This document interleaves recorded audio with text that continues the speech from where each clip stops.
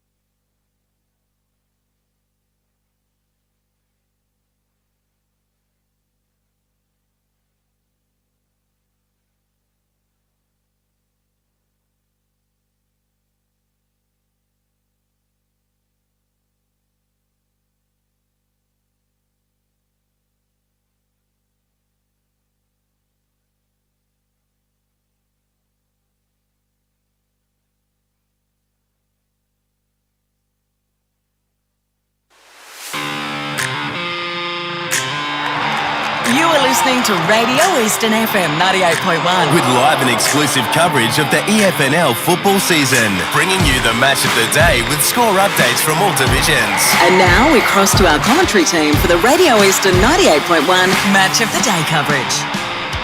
Good afternoon, ladies and gentlemen. On a very solemn day, ANZAC Day, it's a massive clash here this afternoon at Cheong Park. It's between South Croydon and Blackburn, and these two have played off in many of these clashes over the years, and they've made it a regular fixture once again this season. Both sides coming off contrasting performances in round one, and as we and we'll be going through those performances shortly. Joining me on pre-match this afternoon is Matt Spiderlee. Good afternoon to you, Matt. Very good afternoon to you, Brash, and all of our viewers and listeners. Great to be here. Very special day, and lest we forget, it's a day that we remember and all the sacrifice that was made over 110 years ago, and we recognise and reflect on what is a very special day on the Australian calendar. And a man that will unleash the power ratings very soon. Power rankings are back. Yeah, the power rankings are back, and that's a very warm welcome to you, Jared Beanling. Good afternoon. Thank you very much, Wayne, and g'day to all the listeners. Of course, a very special day for the whole country, and a fantastic day of footy ahead of us as well. 5 games to be played across the divisions. Looking forward to getting stuck into them. Looking forward to seeing this one here at Cheong Park.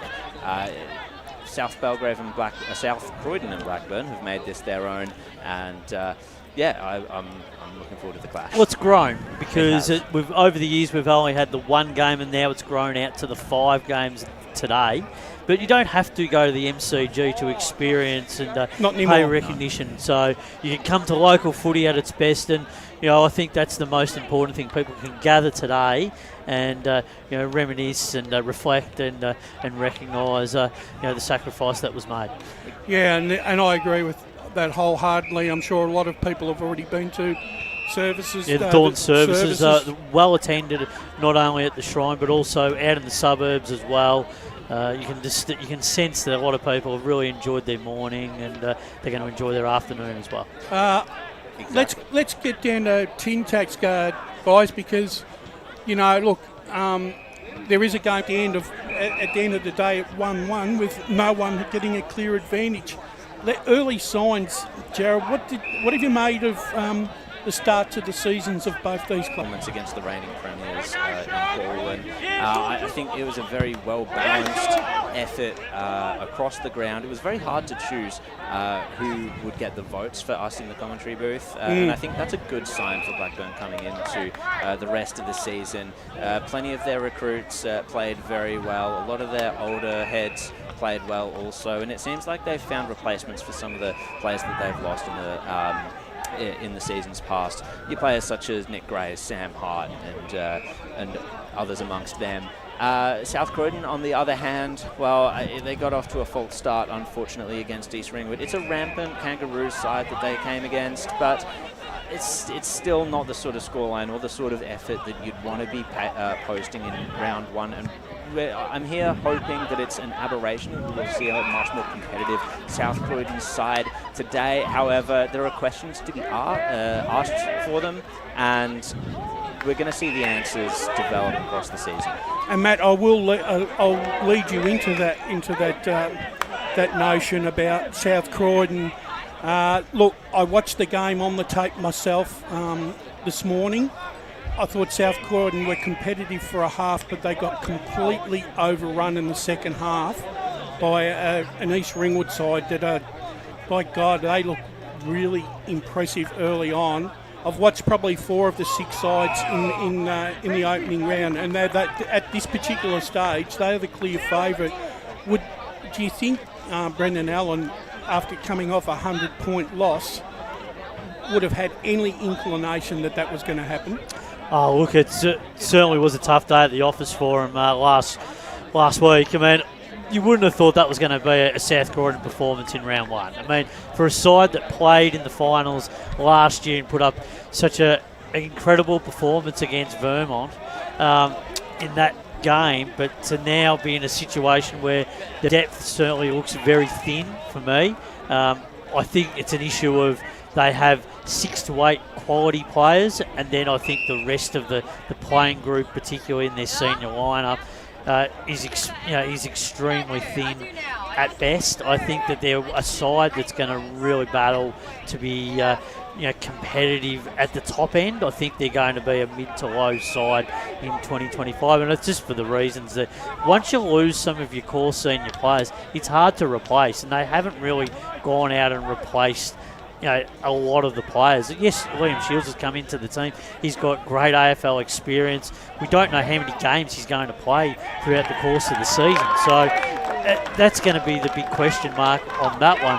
But it's just also the genuine effort and the attitude that they presented in that second half last week. So that's the concerning alarm bells for me. But when you've only got the 6 to 8 players that you're relying on, that core group week after week, it just shows you, even have to look out here in the reserves at the moment, they don't seem to have much depth coming through. Like, you don't have people knocking down the door to get into that senior lineup at the moment. So that's going to be one of the things that South Croydon are going to have to really wrestle with throughout the course of today's game, but also throughout the course of the year ladder.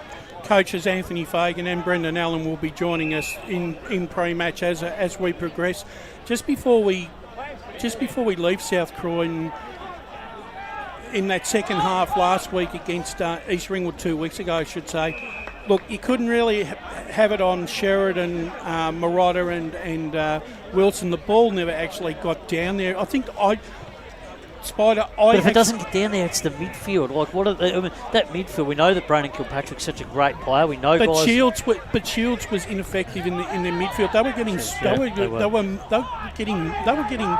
I don't know what it was after half time that actually flicked the switch, because I thought South Croydon had the better of East Ringwood in the second quarter, and hence there was only 2 points in it at half time. But it was if like they flicked the switch, East Ringwood, and then within a twinkling of an eye, the game was almost over. Well, they've hit a wall, haven't they? And that's the thing about South Croydon. You just wonder what was their main focus in the pre-season. What were the sort of things that they did to try to prepare themselves for a round one clash with East Ringwood? We know East Ringwood's going to be a strong team, and they're going to be one of the benchmark teams. But to only put up a fight for a half, and we can recognise that, if they lost by 10, 20, 30 points, we would have said incredible effort. But when you go down by 100 points for a side that played finals footy last season, for me, there's some flags there that suggest that not all is going well. Folly, let's just turn our eyes quickly on Blackburn. We had them on Good Friday last week. And I thought they were very, very impressive against Bourne, especially in the second quarter. Yep.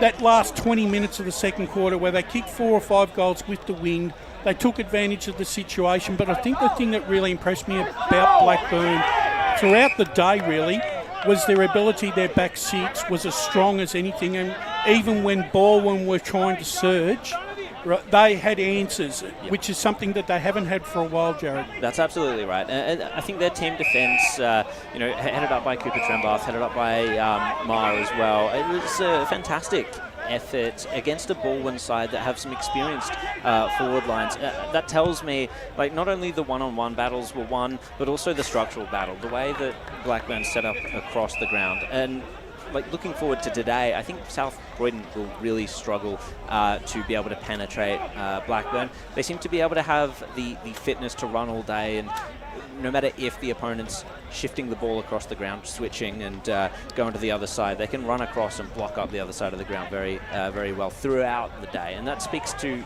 fitness as well, and a well-prepared pre-season. Yeah, well, I think so, Brush, don't you? Yeah, I do.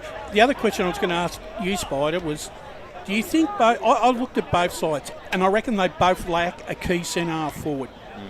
Do you think that's going to hurt them at times throughout the season? I actually think Blackburn are a sort of side this season where they might be able to get away with it. The reason that I say that is that I think because when they play their home games on Morden Park, we know that it's a smaller ground. So generally, that centre-half forward position, sometimes it doesn't quite come into it. So you don't necessarily have to have the big, tall centre-half forward. You can actually play one of your mids in that across that half-forward line, and you can sort of restructure and shape it the way you want it. On bigger grounds, potentially, that they're going to have a look at how they want to structure up. But I think from the thing that we noticed from Blackburn last week, I just thought that their forward pressure and their ability to win at stoppage and clearance, but also to score from stoppage and clearance, was a real big impact in terms of the game and the way the game was won last week. They weren't winning those contests last year at times. I mean, there was games I was going to, and when we saw them and covered them, they really struggled in that area. And that seems to be an area of focus that they've really worked on. And now that guys like McAdorian, Riley Stoddard, they've really stepped up. And when we saw the game that Ainsworth played last week, they've really stepped up in a number of key areas, Blackburn, and as you alluded to, Jared, related to the defensive part of the game with Maher, etc. And we've got to remember, Cotter didn't even play last week as well. Exactly. And he's one of their best intercept defenders in the competition. So, and Harry, what a role he played last week in the ruck. I was going to mention Harry in terms of the way he was giving them first use, and against Chevy Anderson as well. I think that's very impressive. I thought Harry won that in. Yeah, well, he did, and I mentioned it yesterday in the podcast. We talked about the disappointing performance by Chevy Anderson to be that way inclined and just not to really compete at times. And Harry really just basically took him to the cleaners, and right across the ground he was able to beat him at clearance, but he beat him around the ground too, and that's something that Chevy Anderson doesn't really often get beaten at. There's something that Brendan Sanderson said last week. I don't want to touch on it today, but I give it as a quiet thought. He's actually, with the retirement of Lyle, right, he's now moved Josh Walker back into the forward 50. I'm not going to ask you for an opinion now because I want to give Walker the benefit of the doubt, but I've got my doubts. I think there's that move. He's going to have to look at that move. Yeah, well, I mean, I'm agreeing with that. I think I would have been playing him in the defensive part of the ground. I would have made that move at half-time. But a lot of all clubs, yeah. And I think when you look at Blackburn too, I think the most impressive thing too, Daniel Wood last week was really good.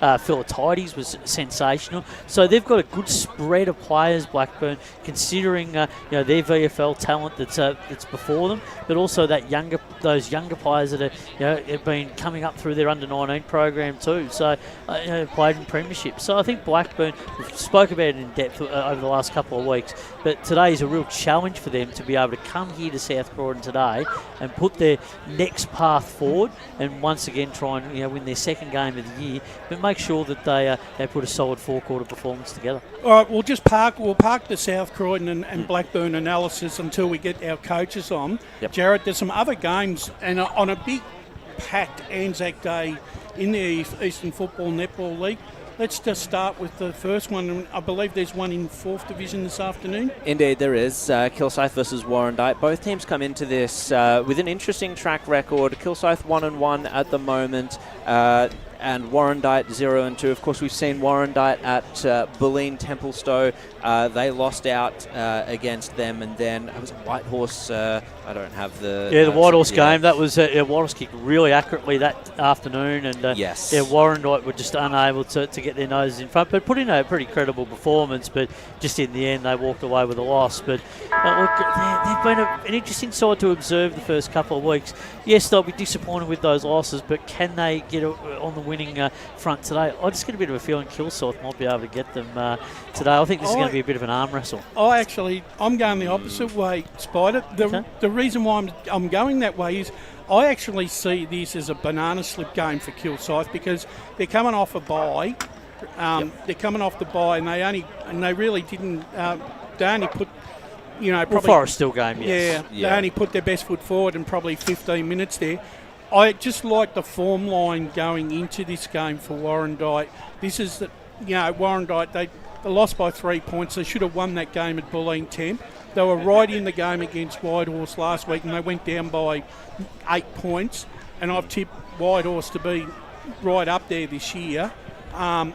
So I actually think their form line going up to Pinks this afternoon gives them an undeniable chance of a win. It gives them the chance. I think against Bulleen Temp, I thought that for 2/3 of that game, Bulleen Templestowe were the better team. I just thought there was a couple of periods in the game where Warrandyte just couldn't get their connection piece right when they went forward. They defended really well, but the big moment for me was when Zach Carroll was off the ground at a couple of critical moments in the game, and whether that was a coaching or tactical move, well, only Paul Donahue can let us know on that. But I just thought there was a lot of reliance on Zach Carroll that afternoon. He was terrific, but I just think from the point of view of where they're heading, they just he needs a little bit more support. I mean, Beasley played a really good game on that afternoon. They had some really good players, but they just need to be a bit more consistent throughout periods of game, and they just need to score a little bit more for my liking. Jared, Kilsyth, they're a bit of an look.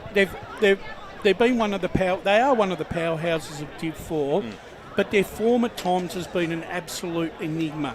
Yep. They have, they've got some very good players in that side, but sometimes they don't play to their potential, and you see them really match it. It almost seems like that they've got to play the better sides to bring the best out of them, and they don't seem to switch on enough against the lower tiered sides in this division. I reckon that works against them, don't you think? Yeah, absolutely. And I think it's a case of they could be seen as perhaps the South Croydon of Division 4 in terms of what you've been saying about South Croydon, Spider, just having a very good top 6 and then perhaps a bit of a trailer of a rest of the list. It's hard to say exactly without having seen them this year, obviously. So it'll be interesting if we actually do go to one of their games. But I think a loss against Croydon North is just a little bit of a red flag to me. We know that Croydon North has recruited well in the off-season. They have improved indeed, but such a dramatic improvement to end up beating Kilsyth relatively comfortably in the end by 20 points. I think that's... it's a bit of an indictment on where Kilsyth is at and the trajectory of where they're going after having been to a grand final. I think you've got to understand too that McNay's been out of the side. He's their gun player, so they're not going to have him back in until the middle part of the year. So that's a bit of a stretch for him. But I mean, Sam Carney, who's come across from Mitcham, he's fitted in nicely and performed well so far. So they have got some good depth, but it's just going to be really testing for them. But they need to be a bit more consistent. I think with Kilsyth, if they, not for want of a better term, but if they can split the time, if they can be like 70-30 on the win-loss register with McNay coming back into the side, that'll set them up for the second half of the season. I still have the confidence that if they can just get themselves into that, that double chance position, I give them every opportunity to be a real contender this season. I think you can win it from any spot in this top 4 in Division 4 this year. I think even a side like Churnside Park could win every game this year in the home and away, but that doesn't guarantee winning the premiership. And I think the other thing is too, when you look, I mean, up until last round, Croydon had Kilsyth had a 9-zip win record against South Croydon North Hemlock. Yep. You'd almost felt like that sooner or later that they were going to break their duck. Yeah, the bubble was going to burst. Exactly. You know, and the fact is, and look, I guess the fact is that, you know, for me, if Hemlock don't, we'll talk about this tomorrow, but if Hemlock don't back it up tomorrow, it makes me actually wonder whether sometimes it's more of a fluke that you've won than you have. It depends on how they can back it up. We're now pivoting into talking about Croydon North, but they do have Whitehorse, and that might be a tricky game for them to be able to back it up anyway. So, in closing on this game, now is that a twilight game, Jared? Let's have a quick peek at. It's a 3:15 start. 3:15 start. So get down there. Okay. Yep. Everyone up in the Kilsyth neighbourhood, get up there and support them. And I'm going Kilsyth, Brash. I think they might just get over the line in a tight one. What do you reckon, Jared? I think the perspective for me that I have to push for Warrandyte is the fact that they had 26 scoring shots to Whitehorse's 18, which, if I look at it in that vein against Whitehorse, a former Div 3 side that has slipped down, I think Warrandyte, they could have definitely won that game. Whitehorse were freakishly accurate that day, and I'm not sure of the form line of Kilsyth at the moment. I think I have to go for Warrandyte. Yeah, look, the thing is, though, with Warrandyte, gentlemen, they don't blow, when they win, they don't really blow sides off the park. It's just the efficiency when they go inside 50, and that's what I was alluding to earlier. When they had that many inside 50s against Ball and Temp, but didn't convert those opportunities. And then once again against the Pioneers, they didn't do that as well. I got Warrandyte, and I'm tipping them, but I reckon I think there's only 2 goals in it myself. Toss of the coin game. Yeah. What's the? We've got another game. There's more games coming up. What do we got? What do we got next, Jared? So one of the ANZAC Day specials, of course, that has become an absolute feature, especially in the Heathmont Ringwood area. Of course, it's at HE Parker today. The Jets versus the Redbacks. It's going to be at 7 p.m. The Parker Cup, indeed. Fascinating clash, of course, between two teams that I think are in different spots with their lists and in different trajectories at the moment in terms of whether or not they're making finals going down the line over the next couple of years, whether or not their priorities are the same in terms of what they're aiming to do developing across the years. Brash, I have to ask about Ringwood. We've seen them over the past couple of years. They're coached, or over the past few years, they're coached really well. They made a grand final against South Belgrave. There's been a lot of turnover now, and they're a very young list. What do you make of them? Yeah, look, I looked at that list, and I was a little bit, I was very concerned. I mean, look, they've still got the nucleus of the side that they had 2 or 3 years ago, and I still can't actually see them being, once again, Jared, better than a 50-50 side. Losing Latchford, I think, is really going to hurt them. Has hurt them in the ruck, and they've conceded over 100 points in their first 2 games against Mulgrave and Surrey Park. That to me is already alarm bells defensively. Yep. And for does it have any say in? Does it have a say in today's game? Possibly, and that's only because the only reason why I feel they stay in the contest this afternoon is because Heathmont, as of late, are one of these sides that just don't punish you on the scoreboard. Yeah. And once again, look, they can take a 40-point win over Croydon last week, right, as a sign that they had to respond from round 1 because they couldn't even kick it hardly anything in the. So look, I actually think, and I've been to a game at this ground at the night, and it turns out, Spider, to be a really, really dour struggle. I think both sides just don't handle the dewy conditions, and it's not ideal for clean football. Yeah, probably true. I think that's been a reflection on the scorelines from the past couple of seasons, without question. I think the big challenge for Ringwood is how can they stop this Heathmont midfield, and I just don't really have the answers for that. I just don't think they're going to be able to. And Heathmont, really good response after their round 1 disappointing performance against Templestowe, who I think are the benchmark team, and I think will be the team to beat, during the year. I think quite clearly. But I think for Heathmont, the challenge again for them is, can they do it on a consistent basis? So that's what they've got to bring to the table again tonight. Can they do it over a 4-quarter period and close that game out? But the challenge for Ringwood is they've just got to be able to be competitive right from the outset, put pressure on Heathmont through the midfield. Can they get some outside run going? Can they really defend really strongly against a Heathmont forward line that will pressure them?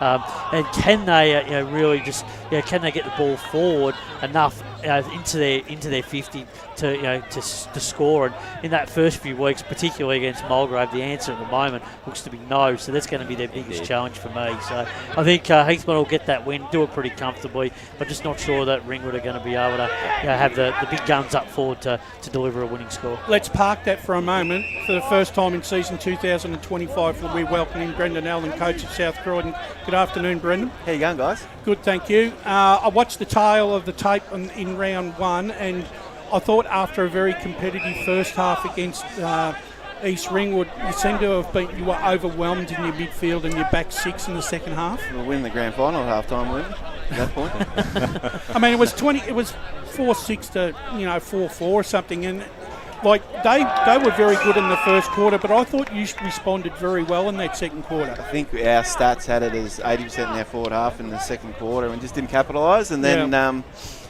we I don't know whether it was a bit of underdone. We only had, I think there was about 10 guys that only played 1 or 2 practice matches, a few that haven't played. Yeah. But it's no excuse. That was pretty ordinary second half. Like usually you get solace out of a half of football or something, but it was just one-way traffic. I've never been involved in anything like that. However, I thought there was a little bit of a silver lining, and I was really impressed with Latchford's effort in the ruck. I thought he competed really well all night, and I actually thought he might have taken the points in the ruck, Jill. I think so. The hit-outs were in favour of 15 or 20 to them, but I think it was more, when Jet was in there, the quality of ball use that we were able to get. And I think we won the clearances by 15, and that's probably to our detriment because we just kicked it back to them and off they went, started their offence. So we're a little bit all at sea with how we use the ball into our forward half, which hopefully we've done something about this week. Mm-hmm. Brendan, last year was a bit of a slow start for you guys. Can you look at that as potentially a bit of a history repeating this year? Is there a bit of solace in the fact that you might be able to pick up if that's sort of like your team's trajectory? Oh, look, it was disappointing in the fact that you think that you get another layer on what we've done last year, and we regressed a little bit. Again, I think we had 6 debutants last week, and there's 4 guys that haven't played footy together VFL-wise, so it does throw you out a little bit, but yeah, we don't want to be waiting to round 4 to get going this year, so this is a big game for us today. No, absolutely. And I think the big question in terms of recruits for this year is obviously Liam Shields. What has he brought to the club, and especially after a loss like that? Having so much experience in the AFL, he's got to have experienced that before. What can he bring to your club in a round one like that? His last 2 years in North Melbourne, he's copped a few of them. Yep. But I don't think it changes anything. When you get a bit of a shell shock beating like that, you sort of take a bit of a look in the mirror and you have to sort of regroup. But we had a positive week on the track. There's no point dwelling on it. You've got to move forward. So we trained pretty hard this week, and it's probably the best training week I've had in 5 years. So hopefully that translates out there today. But good luck for the contest this afternoon. Great to speak to you again. When you talk about training, what are some of those key messages from what you did at training this week that you take into today's game to get those fundamentals right? Look, as I said, our forward entry stuff, we just kept kicking down the line. We didn't change direction, kept going down the one-way traffic, and they're pretty good at marking the footy, East Ringwood. So all this week was about getting out of stoppage, because we're pretty good at it. Obviously we won by 15 last week, and then changing direction and trying to give us some open space to use the ball. If you keep going back in the numbers, it's going to be tough all the time. Coming up against your old club, no doubt you would have taken a fair bit of note last week with their impressive win over Baldwin. what were some of the key things that you took out of that performance? Because from my vantage point last week, I just thought that their ability to score from stoppage was really impressive. It seems that that's a part of their game that they've taken to another level. Yeah, they set up well. They got their half forwards hitting in off the contest, and that allows their wingers to drop back, and that's where they can feed their handball chain from. And then it's just surged from there. So obviously Fags was part of Richmond in 2019. It's pretty much a blueprint of what they used to do. Yeah, have you got a copy of that little playbook? It's called the plagiarism is the best way of coaching, generally. So yeah, it's just a matter you've got to be able to stop it at the source. So I think last week Pajaya and Ainsworth were really good at stoppage, and then obviously the spread and joining from there was good. And then you got Trembath and Wood was sitting behind the ball at times to be able to catch it, and then that's when they start their other phase of their offence. Yeah, so that offence was really important, wasn't it? Because those chains that has been a little bit unaccustomed by them, that they were able to score really frequently by how to do that, and that really frustrated ball because they just couldn't get their hands on the ball. Yeah, look, I don't think you should write Baldwin off in any way, shape or form, especially their second half. I think they showed a bit more, didn't they? They changed the way they were playing and stopped playing into Blackburn's hands. And obviously we've had a bit of a look at how they did that this week, and hopefully we'll be able to do the same. But yeah, if you go quick and let Blackburn then rebound quickly, good luck. Brendan, I often think when I look at these games, right, they're never really, regardless of where these two sides have been on the ladder. I know at the moment that South Croydon hold a 5-2 win edge since 22 on the side, but in essence, both sides in all these 7 contests have had chances to actually win the game. So it's not like that one side has completely dominated the afternoon. No, I think well, I've been part of either side for 8 years now. So yeah. Well, you got your ANZAC win last year. Yeah, so first one. Doubled up. No, that was my second one. We won yeah. 2019. But yeah, no, every game's been close. Obviously, the heartache of the prelim final in 2018, and then it's a bit of a very healthy rivalry, if you like, not spiteful rivalry. There's a known sort of acceptance of each other, but it's very healthy, and it's either side gives an inch on the days like this. So, well, Brendan, we'll let you go because we've got obviously it's a big day, not only for South Croydon but Blackburn. But look, great to have you on for the first time this year, and I'm sure we look forward to getting you on again as the season progresses. Thanks, guys. Yeah, I've been here since 7:30. My young bloke played in the 19, so it's a long day. You got a few kicks. There might be a little bit of a critique from Dad on the way home, but we'll see how we go. A bit of coaching in the car on the way back. That's it. Well, good luck today, mate. Thanks, guys. Cheers. Good luck. There you have it. Brendan Allen, coach of South Croydon. I think, like I said, expect a response from them this afternoon. Yeah, well, they need to respond. And look, I think Brendan was really open then about talking about the debrief from last week, because there had to be some adjustments, and there had to be that hard work on the track and just getting back into what needs to happen. So look, they know where they're at, and they've got to respond here this afternoon, and they know what they're coming up against after a pretty impressive performance by Blackburn last week. Regardless of that performance last week, I still think that they're that side, South Croydon, that is still in that position 3 to 7 mix. Yeah. Because they're on their day, they've proven that they actually can beat the quality sides, but they've got to be on a bit of a roll and in good form for them to do that. Like you said, this is not going to be ideal for them if they start 0-2, because in a competition that is going to be so tight this year, the margins, I feel the margins are not going to be as great as what we hope, and we're actually hoping that the margins are actually less, because we want close football. But the thing is, the one thing that I do worry about them is at times when they get hold of a side that they're well on top of, they don't put them away on the scoreboard. And I think at times, and that might hurt them throughout the season. Yeah, it's an interesting one, because I think South Croydon are in that position in the division, if we're sort of like taking a larger scope to things. they're a team that if they don't make finals, they will probably shape finals. They're a team that, those teams looking for that 4th, 5th spot, they could slip up against. There'll be that banana peel game for maybe your Blackburns down the line, or perhaps your Doncaster Easts or someone like that. Your Rovilles even. They have the potential to beat plenty of teams if they get the game on their terms, and if their best players are firing and are elevating the other players around them. But you're right, Brash.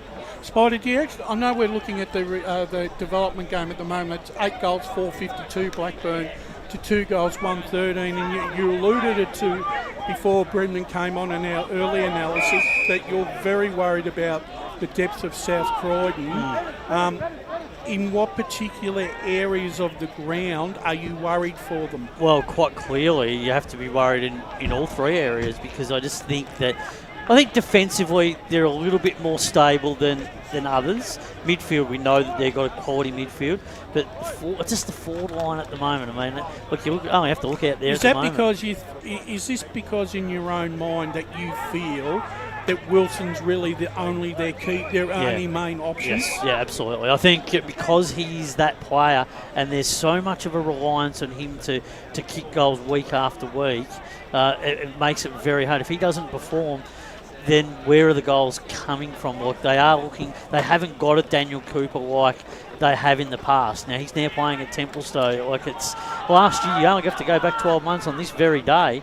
Daniel Cooper won that game for down at Blackburn. Interesting question. I'm going to put it to you. And I'm talking about one of the most decorated players that South Croydon or the Eastern Football Netball League has produced. Dan King has been the mainstay of the South Croydon midfield for many, many years. Yep. Right? Obviously, he's still a valuable contributor to the side. Where do you think now that South Croydon can get the best value for him? I actually think he might be actually better playing in the forward line. Well, I think because he is coming to that back end of his career now, I think that maybe a stint down in that forward line is a possible opportunity for him to create, and even just spending a little bit more time in games down there. I think they could maybe move the magnets around a little bit more and free up some players to allow that to happen.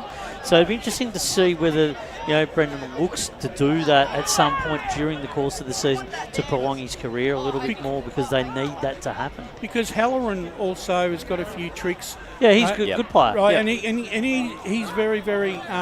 He's very elusive, but he's also very creative, Jared. But if you put the class of King in that forward pocket, he's going to take a decent back pocket, to take him on.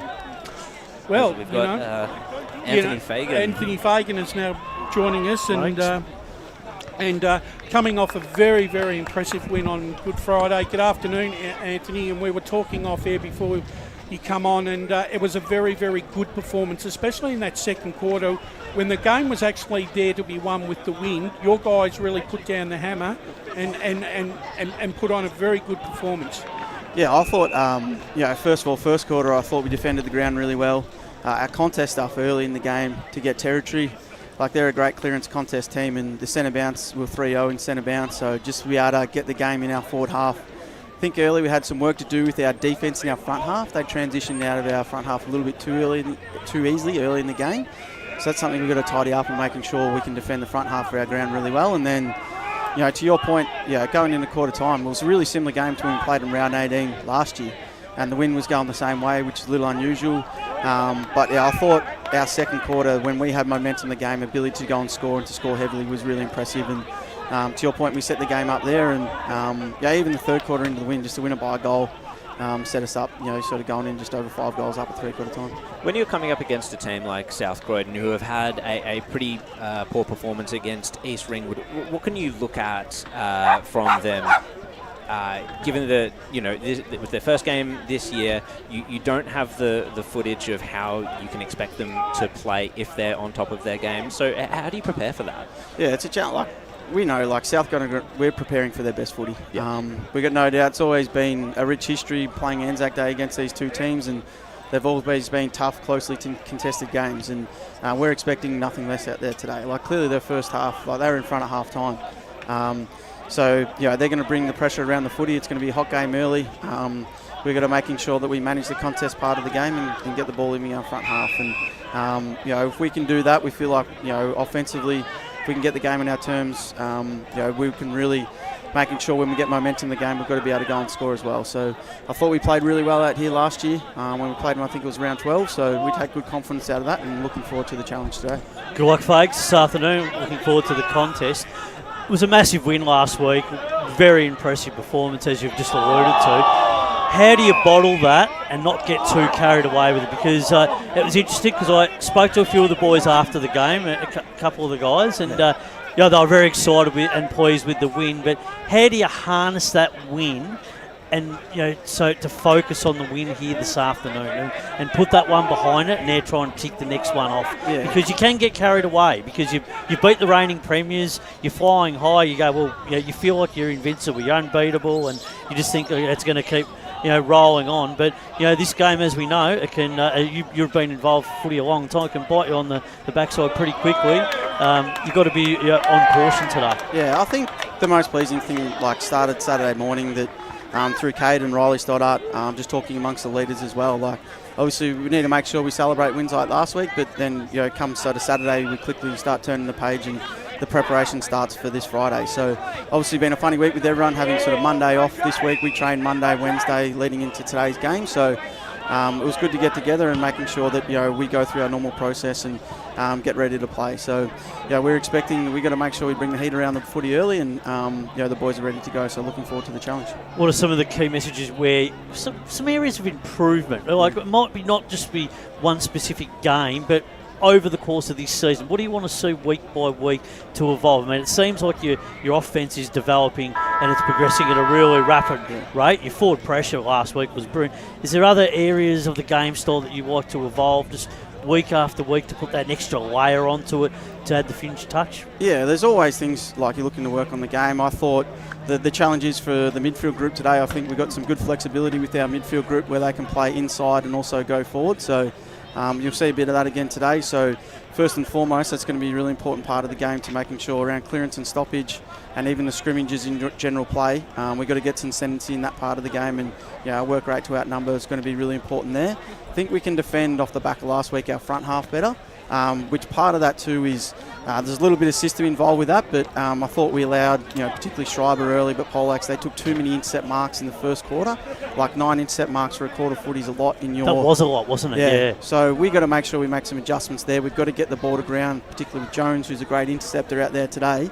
Allow our pressure to come into the game in our front half. So that's going to be an interesting part of the game. We've got to manage that and making sure we get the ball to ground and get some goals from ground level. One more quick one for me. Harry's game last week was just amazing. To take on a guy like Chevy Anderson and beat him, not only in the middle part of the ground, but around the ground, because that's where Anderson usually is at his brilliant best, the way that he serves his midfielders around him.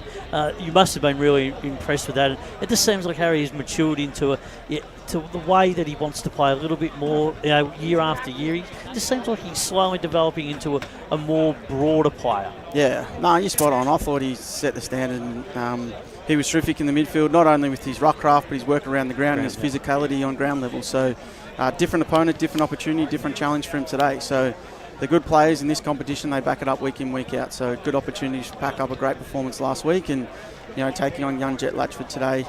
They'll obviously probably spit Wilson in there at times, as well as Marotta too. So good opportunity for our big boys to go to work and give our mids first use. Well, Anthony, always a pleasure having you on EFNL Game Day. Good luck to the Blackburn Football Club. Be a big step today to go 2-0 at the start of the season and get the ball rolling at Blackburn. But for now, good luck this afternoon, and we look forward to catching up again with you very, very soon. Thank you very much, gentlemen. It's always an honour and a privilege for us to represent the EFNL on a day like today, and we'll see 4 games out here today with the girls as well. So should be a really good crowd and a great atmosphere, and hopefully everyone can enjoy the footy. Thank you. There you have it, ladies and gentlemen. We're going to take our first break here on EFNL Game Day. It's the big ANZAC Day clash at Cheong Park at South Croydon and Blackburn, and we're coming to you live on Radio Eastern 98.1 and on Facebook and YouTube all around the world. Today at Eastland, Lucy's trying on jeans for a momentous occasion. Coffee with the ex. She needs jeans she can move in because she's definitely moved on. Jeans that get a second look, but don't give any second chances. Jeans that say, why yes, I have spent the last 8 months in a post-breakup juice cleansing kickboxing personal training frenzy. And it looks as though she's just found the perfect pair. Yeah, that's great. Bravo, Lucy. For all of life's little moments, there's Eastland. Eastland. Live real. Sprained your ankle bursting through the banner? For bumps, breaks or bleeds, be seen sooner, close to home, at Knox Private 24/7 Emergency Department. You'll generally experience shorter wait times. Knox Private 24/7 Emergency, 262 Mountain Highway, Wanturna. Do you feel good about your bank? Because there is a bank you can feel good about. They share their profits to fund big community projects, small community clubs and vital emergency services. They've given $250 million to help Australian communities thrive. They have all the products and tech you expect from a big bank, with service you don't. It's Bendigo Bank. Feel good about who you bank with. Try Bendigo. Search bendigobank.com.au or search Bendigo Bank near me.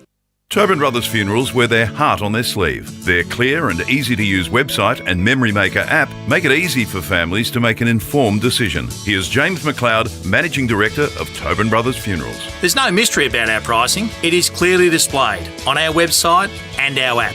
We have staff standing by 24 hours a day, every day of the year to assist you in your absolute time of need. Visit tobinbrothers.com.au. Tobin Brothers Funerals, celebrating lives. There are only 3 things that should be flushed down your toilet: pee, poo and paper. Some wet wipes and antibacterial wipes say that you can flush them, but you can't. They clog up the toilet and pipes, causing expensive blockages. Save yourself a truckload of trouble. Put your wet wipes in the bin. To learn more, head to the Yarra Valley Water website, yvw.com.au/wet-wipes. Hi, Dylan Dow from the Baroni Football Netball Club here. When I need to grab a quick coffee or a bite to eat, I'm popping into Eastland. Eastland's more than a shopping centre. They support a range of community organisations and have been a major partner of the EFNL since 2018. Cheers, Eastland.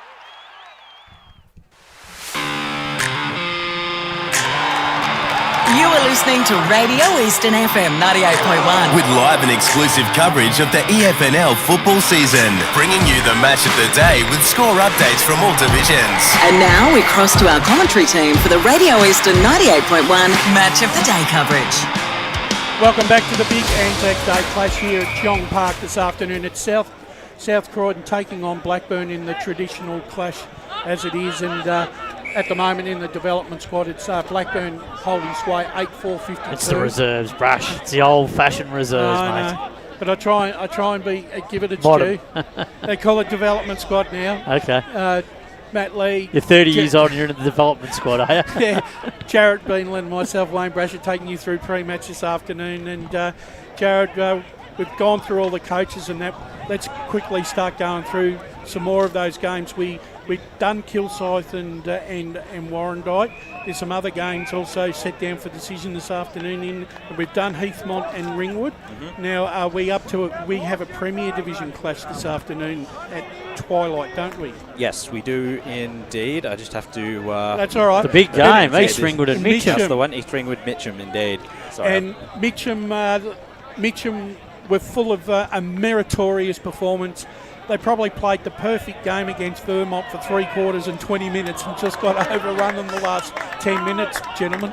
Yeah, it did. And look, I give Mitcham a real good chance again this afternoon. I think that they'll be really competitive. Whether they win, that's another question. But I think, for me, I think Mitcham can really take it up to them. I don't think they're a side that's going to get completely blown off the park. I think we're going to see Mitcham in a lot of competitive games this year. Just their ability to be able to hang in games for long periods of time. You know, we know that they defend well. We know through their midfield, they play strong over the ball. We know when they go forward, they look dangerous and they look like they can score. Just whether they can hit the scoreboard, with their accuracy and win those big moments. And then East Ringwood, on the other hand, we know what they did last week against South Croydon, but promises to be a really good game. And once again, Brash, 2 traditional rivals going head to head once again. Well, indeed, Spider. East Ringwood, I'm very bullish on their chances this year, just in general, of going the distance. But Mitcham, it feels like they've already prepared themselves for Premier Division 3. Yeah. Well, given that Neil Winterton, he's obviously a standout coach. He's instilled Mitcham with a certain, I think, tenacity, a certain way to stick into games. Well, he's provided them with a game style and a blueprint that stacks up. So we've seen it for a long period of time, that when the way that they play against some of these teams, and I think that, as we allude to all the time, they play that brand where they like to play, they can temper their mode of the way that they play. They can play fast when they need to. They can play slow. I think a ground like East Ringwood will really suit their style of play, actually. I think for the way that they want to play. So I think for Mitcham, it gives them every opportunity. It's just going to be whether they can shut down some of those big prime movers of East Ringwood throughout the course of the afternoon. I'm going to throw this to you, right? For as good as what Mitcham were in that first game, and obviously there was exuberance that they were playing in Premier Division, and they put their best forward. Are they going to be able to maintain this intensity, which they won't be able to, but for them to stay in most of the contests, they're going to have to bring this intensity to stay in most games in Premier Division this year. Can they do that? I don't think they're going to be blown away in games, Brush. I just feel it's the way that they play that will allow them to be competitive in games. So what are you saying about blown away? So you're talking they're not going to lose games by 60. But they're not going to lose games by over between 10 and 15 goals during the year. They're not that sort of team, because Neil Winterton coaches in a way that doesn't allow that to happen. The only way that will happen is if they don't bring their effort in their kit bag. So for me, I think that if they bring every effort every week and they play to their optimum level, even if they don't win games, they're going to be well and truly in games for the majority of it. So I just think it's just the way that it's a part of their fabric, the way that they've designed their game style and the way that this playing group plays. So I think East Ringwood will certainly have a game on their hands this afternoon. Obviously, with James Bigelow out for 21 days, Jared, with concussion. James, Tovey has just come into this lineup from Norwood this year. His effort in the midfield was absolutely phenomenal in the first round. 36 touches. Yep. I watched him on the tape. Yeah, brilliant. He's an imposing figure. The ability to run through not only can he play inside, but he plays outside, and he's good on both sides of his. We're so well balanced. Yes. Yeah. And I think that's the key to him. And I think he's a really important. He's been a fantastic. Well, he could be the difference in what they need this season to get over the line. Well, especially now that actually, even when Bigelow was on, right, it actually gave him. It actually is a luxury for Osborne, because that actually gives Bigelow a checker. Not an out, but it gives Bigelow a real chance not to be the one that's the tagger. You know what I mean? Exactly. And got some wonderful players too, Jared, don't they? Like those Connor Downey, etc. Sam Walsh. I've only got one criticism of East Ringwood though. After watching them, I just think that their forward line is as good as what it is. I think there's not enough talk in that forward line, because I notice at times there's too many players going up against Fox. I saw on about 4 or 5 occasions there's 2 or 3 of their forwards going up against him. They don't need that. They've got that many good players. They don't need to out-jump Fox, because he's too good.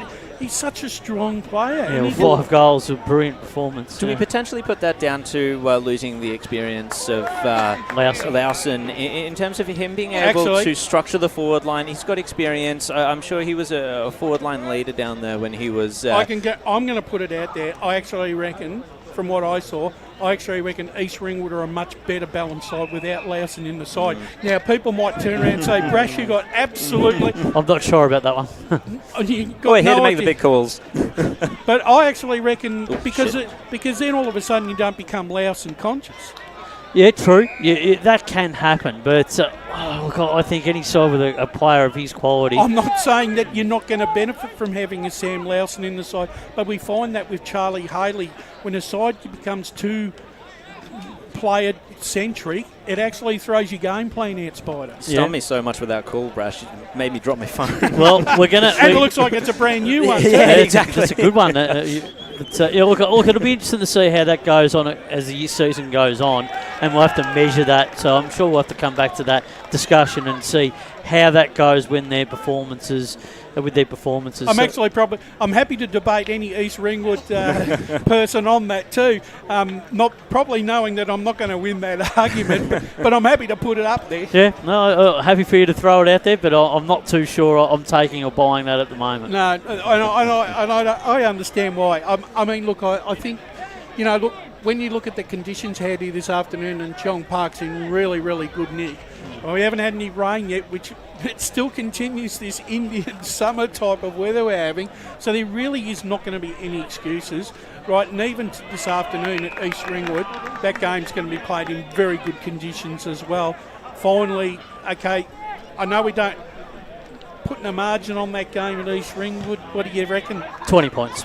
You reckon? Yeah, 20 points. I think it won't be until late in the last quarter East Ringwood just get on top in that game and put a little bit of a gap in it. But I think Mitcham can run with them for the majority of the afternoon. I'll go East Ringwood by 6. What's the Oracle gone? What's his prognostication? I don't know. Oracle's gone AWOL. No, he's not going AWOL. He just doesn't appear on Saturdays anymore. No, I think he had East Ringwood winning by about 12 points from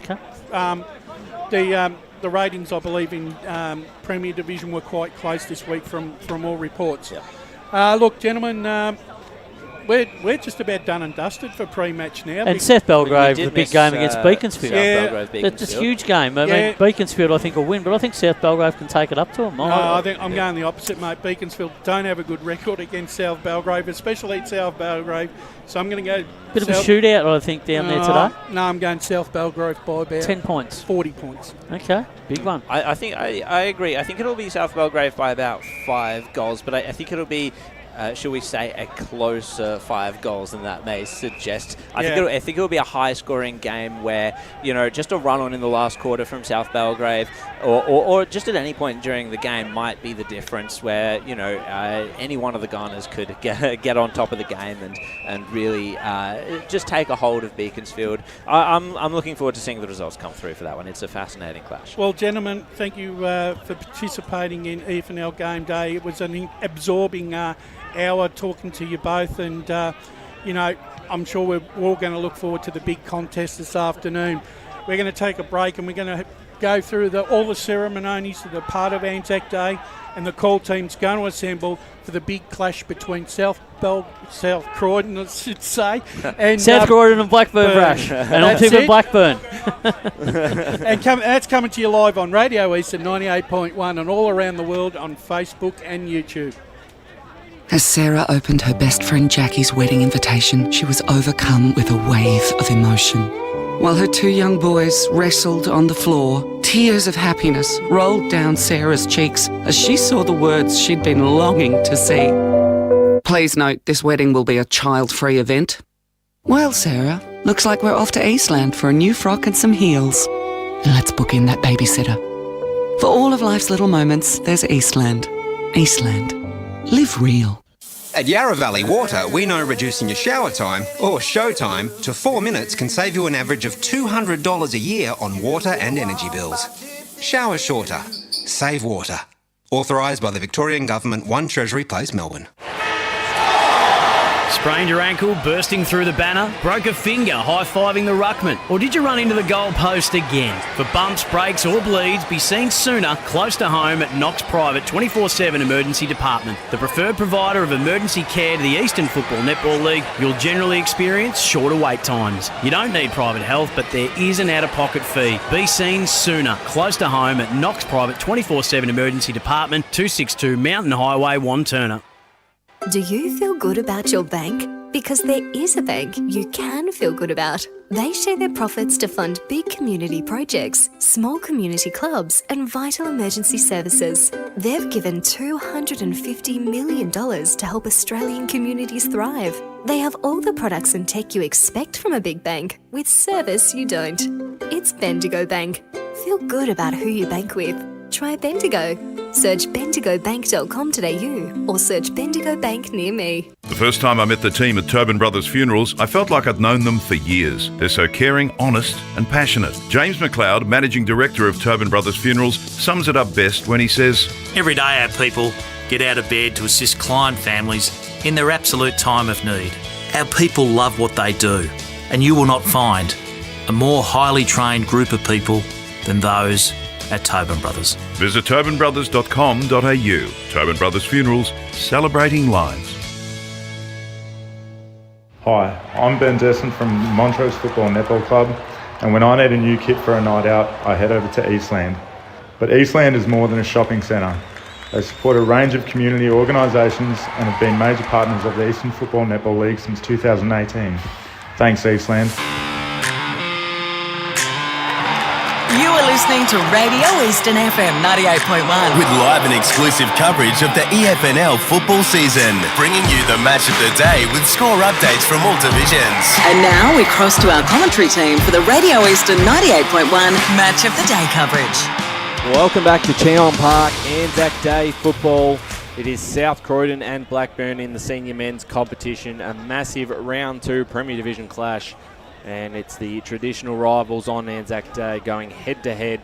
We've been able to speak to both coaches, Brendan Allen and Anthony Fagan, in the pre-game, and getting some insight on the two sides. We saw Blackburn live last week in their first win of the season against the reigning premiers in Baldwin. So we've got a massive afternoon ahead. South Croydon need to respond after their loss to East Ringwood. 18 goals to 1 in the second half, on their way to a 100-point thumping at the hands of the Roos. They're going to be eager to get off to a good start this afternoon as the big boss pops his head into the media van, and all set to go. Jared Beanland, who will be calling the action alongside me this afternoon. I'm sure you're very excited for a massive Premier Division clash, but I know it's only round 2, but there is a lot on the line for both sides, really, just for Blackburn to keep the winning streak up, and for South Croydon just need a response. Yeah, g'day Ryan. I think it's very much a tone set, or a continue to tone set for Blackburn into the rest of the season. I think if they do get the win here, then it really does look good. They can carry quite a bit of momentum into the coming rounds. If they lose today, then it's a bit of a step back. However, I think they'll be able to recover. For South Croydon, it's not season on the line, of course. It's only round 2, but it very much is a crucial game to just sort of prove that they are in and about the Premier Division competition in terms of finals contention. Yeah, certainly right. Wayne Brasher in the special comments chair this afternoon. Brash, great to have you on board for a big game. Thank you very much. Yeah, thank you, Ryan. Good to be with the gang again on a very special day, Anzac Day. Always one of the best days on the calendar to call EFNL football, and today once again is going to be no exception. I'm expecting South Croydon to improve dramatically on their first round inauspicious loss. It's not the real them, but then on the other hand, I was mightily impressed with the way Blackburn handled themselves on Good Friday. I think it's going to be an interesting contest. I don't think these games perennially, depending on where these sides are on the ladder, they're always within a 5-goal radius. So I think in terms of how this game will pan out this afternoon, I think it'll go down to the wire, I think. But I think that they do need to, South Croydon will need to show a little bit more this week. There's a lot more in it for them, and they've got a point to prove. Yeah, certainly right. As we go down to ground level, looking at the sides come out now. South Croydon senior team out onto the field. Their reserves just before had a loss to Blackburn, who have cleaned up today so far, winning the under-19s quite comfortably as well. And unfortunately for the South Croydon senior women's side, they had a loss to Baronia in a bit of a statement win for Who called that one? That's an yes. uncarried. Is that an uncarried women's? Well, they don't lose too many games. I think they lost just the 2 all season last year, and just a bit of a very different Baronia side, almost a completely different. I understand. Baronia's deeply improved this year. I understand Chris Cordes, your co-commentator this morning, actually picked the upset. Is that correct? No, technically he did. He put in the record, but then on the broadcast he tipped South Croydon. Check the record. Check there the he is records. down at ground level. That's Chris. How are you, Chris? Chris, good to have you this afternoon on the boundary. Yes, it's good to be here. Rain's starting to come down a bit, but it's very light. Nothing too much to complain about. Still a lovely day for footy. I think we're just getting set up and ready for the ceremony. But while you've got me down here, you guys, playing field looks absolutely immaculate. I know we've already had 3 games in it, but I mean, it looks brilliant and ready to go. Absolutely. Thanks for toughening out today with Kate Green on the boundary. It is raining at the moment, as we can see on the camera. If you're watching on the live streams on Facebook and YouTube, we've got the umbrella out there at the moment as we're about to go down to ground level for presentations before the start of the game. Obviously, with ANZAC Day, we will have the last post, as well as a minute's silence and the national anthem before the ceremony finishes up. And it's always one thing that we look forward to on ANZAC Day, and certainly will send a few chills down the spine as we get ready to go. And I think you were at the Shrine this week, Brash. Yeah, I did. I went down the Shrine on a quiet day and paid my respects. You know, the thing is, I keep saying this to people, and this day should never, ever be cheapened, but we wouldn't be sitting here in this caravan or watching these guys playing football if it wasn't for these guys. And I think, you know, these guys deserve their day. They deserve the recognition, and I think it's really important in the culture of this country that these men are honoured on a yearly basis. Well said, Brash. And also joining us in the media van today for the afternoon is Matt Spider-Lee. Spider, good to have your company with us. Good afternoon to you, Ryan. Once again to all of our viewers and listeners. Yeah, look, I concur with what Brash just said. Yeah, it's a very special afternoon and day, Australia-wide, and think of all the sacrifice that was made all those years ago. So we recognise and reflect on those times, and thank you to all those people that made everything possible in the great nation that we live in. Absolutely, and I think we're just about ready to go for the ceremony, the ANZAC Day ceremony out at Cheong Park, where just seen the two sides line up. Good afternoon. Welcome to Cheong Park. My name is Stephen Kwan, and on behalf of the South Croydon Football Club, I would like to welcome everybody here today on this special ANZAC Day. We are honoured and privileged to gather here together to celebrate this day. We stand here today on Wurundjeri land. We acknowledge the traditional owners of the country that we are on and recognise their continued connection to land, waters and culture. We pay our respects to elders past and present. Before dawn on the 25th of April 1915, the first soldiers of Australian and New Zealand Army Corps landed on the shores of the Gallipoli Peninsula. The men were part of a British and French-led invasion. The Allies' mission was to destroy Turkish guns that were preventing naval ships from reaching and bombarding the Turkish capital, Constantinople. If they succeeded, Turkey might be forced out of the war and Germany would lose an important ally. Some 2,000 Australians were killed or wounded on the 25th of April 1915. It was a day of confusion and fear. At ANZAC Cove, the Australians were the first to land. The New Zealanders followed later in the day. They advanced about a mile in some places, less in others.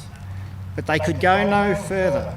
For the next 8 months, the campaign was a stalemate. In December 1915, the Anzacs were evacuated. By then, about 8,700 Australians and almost 2,700 New Zealanders had been killed. They were some of at least 130,000 soldiers on both sides who lost their lives at Gallipoli. ANZAC Day has been one of the most important dates on Australia's calendar since 1916.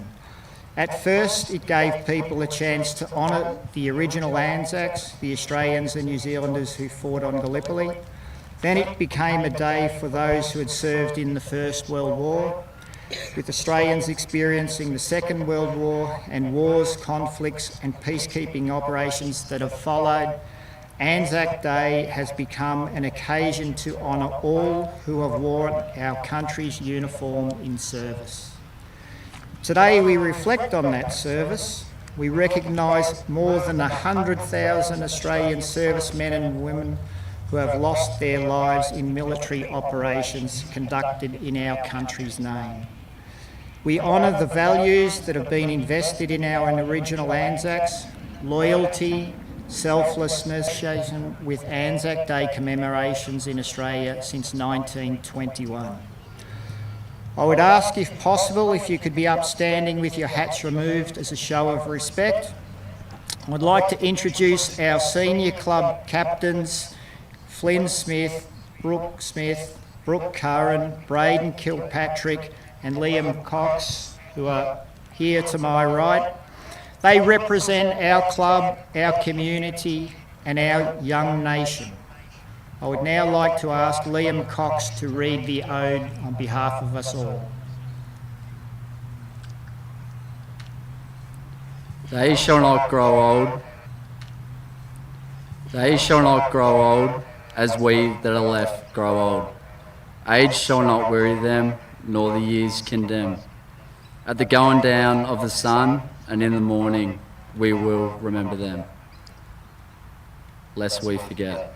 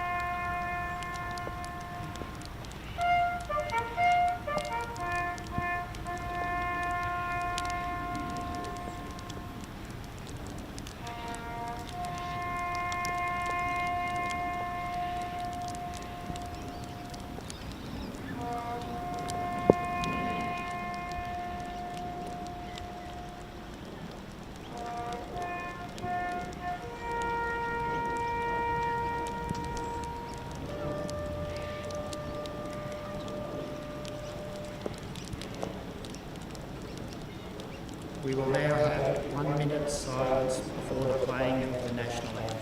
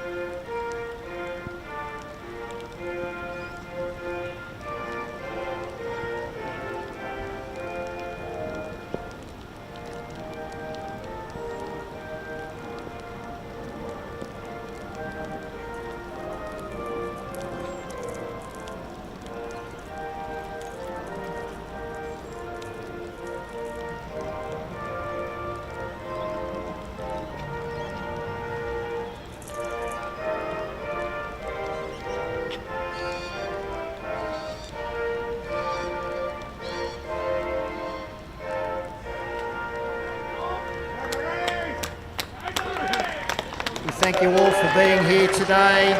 We look forward to South Croydon and Blackburn playing this game with the ANZAC spirit in mind, the spirit that encompasses courage, endurance, sacrifice, mateship and humour. Please enjoy the afternoon.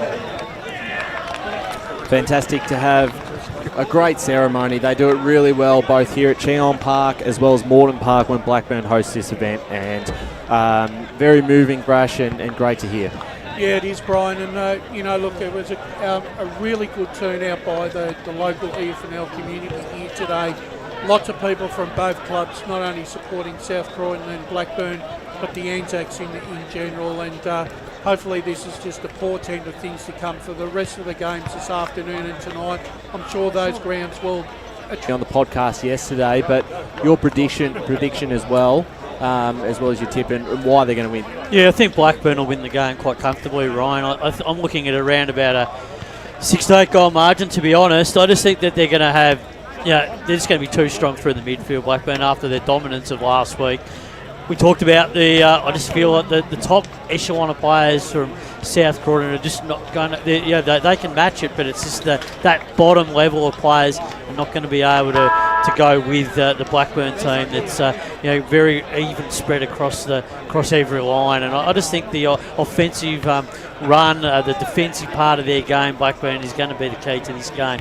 And I just think that they're going to be a lot too strong in a few of those fundamental areas. I just think South Croydon not going to be able to have enough avenues to goal for my liking here this afternoon. Brash, your thoughts on this one? Yeah, look, the funny thing is, Brian, I can't help but feel that South Croydon can't play as badly as what they did in round one. However, that being said, I'm like Spider. I'm a little bit worried about their depth. I just think this afternoon that I was really impressed with the way Blackburn moved the ball and were defensively set up. And I think that's going to create a lot of issues for South Croydon this afternoon. I don't think the margin will be 8 goals, but I'm normally these games go about 5 goals victory to either side, but I'm putting Blackburn on that 5-goal winning ledger this afternoon.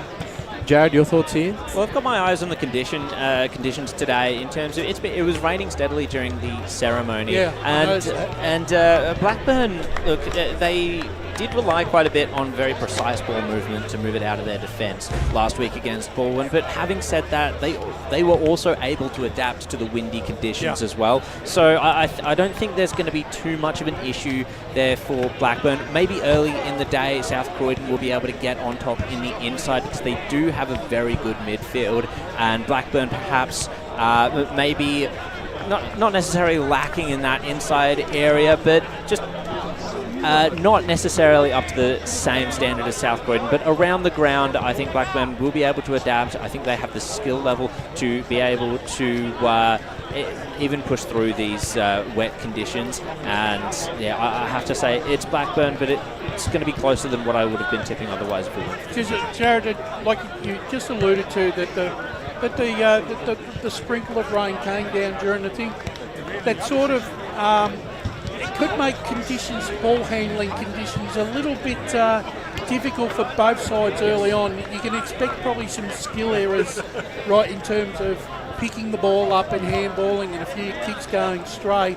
I don't think it's going to, if the rain gets a little bit heavier, the game could actually even out for both sides because it takes the skill factor out. Then it comes down to a war of attrition, really. And but I just think that on the overall balance of things on what we've seen, I just sort of feel that Blackburn, with the change in squad, a much more mature game plan now, I think. I just think that they're ready to move forward, whereas I'm a little bit worried with South Croydon that, yes, they'll probably want to achieve at least or break even with their game plan from last year, but they need to improve on that to go that next step. And I, like Spider, don't know whether they're going to be able to do that this year. Last year, the two sides went 1-1. It was in this fixture at Moreton Park for ANZAC Day last year, where South Croydon, bit of an underdog in that game as well. They won by 7 points. Blackburn came home late,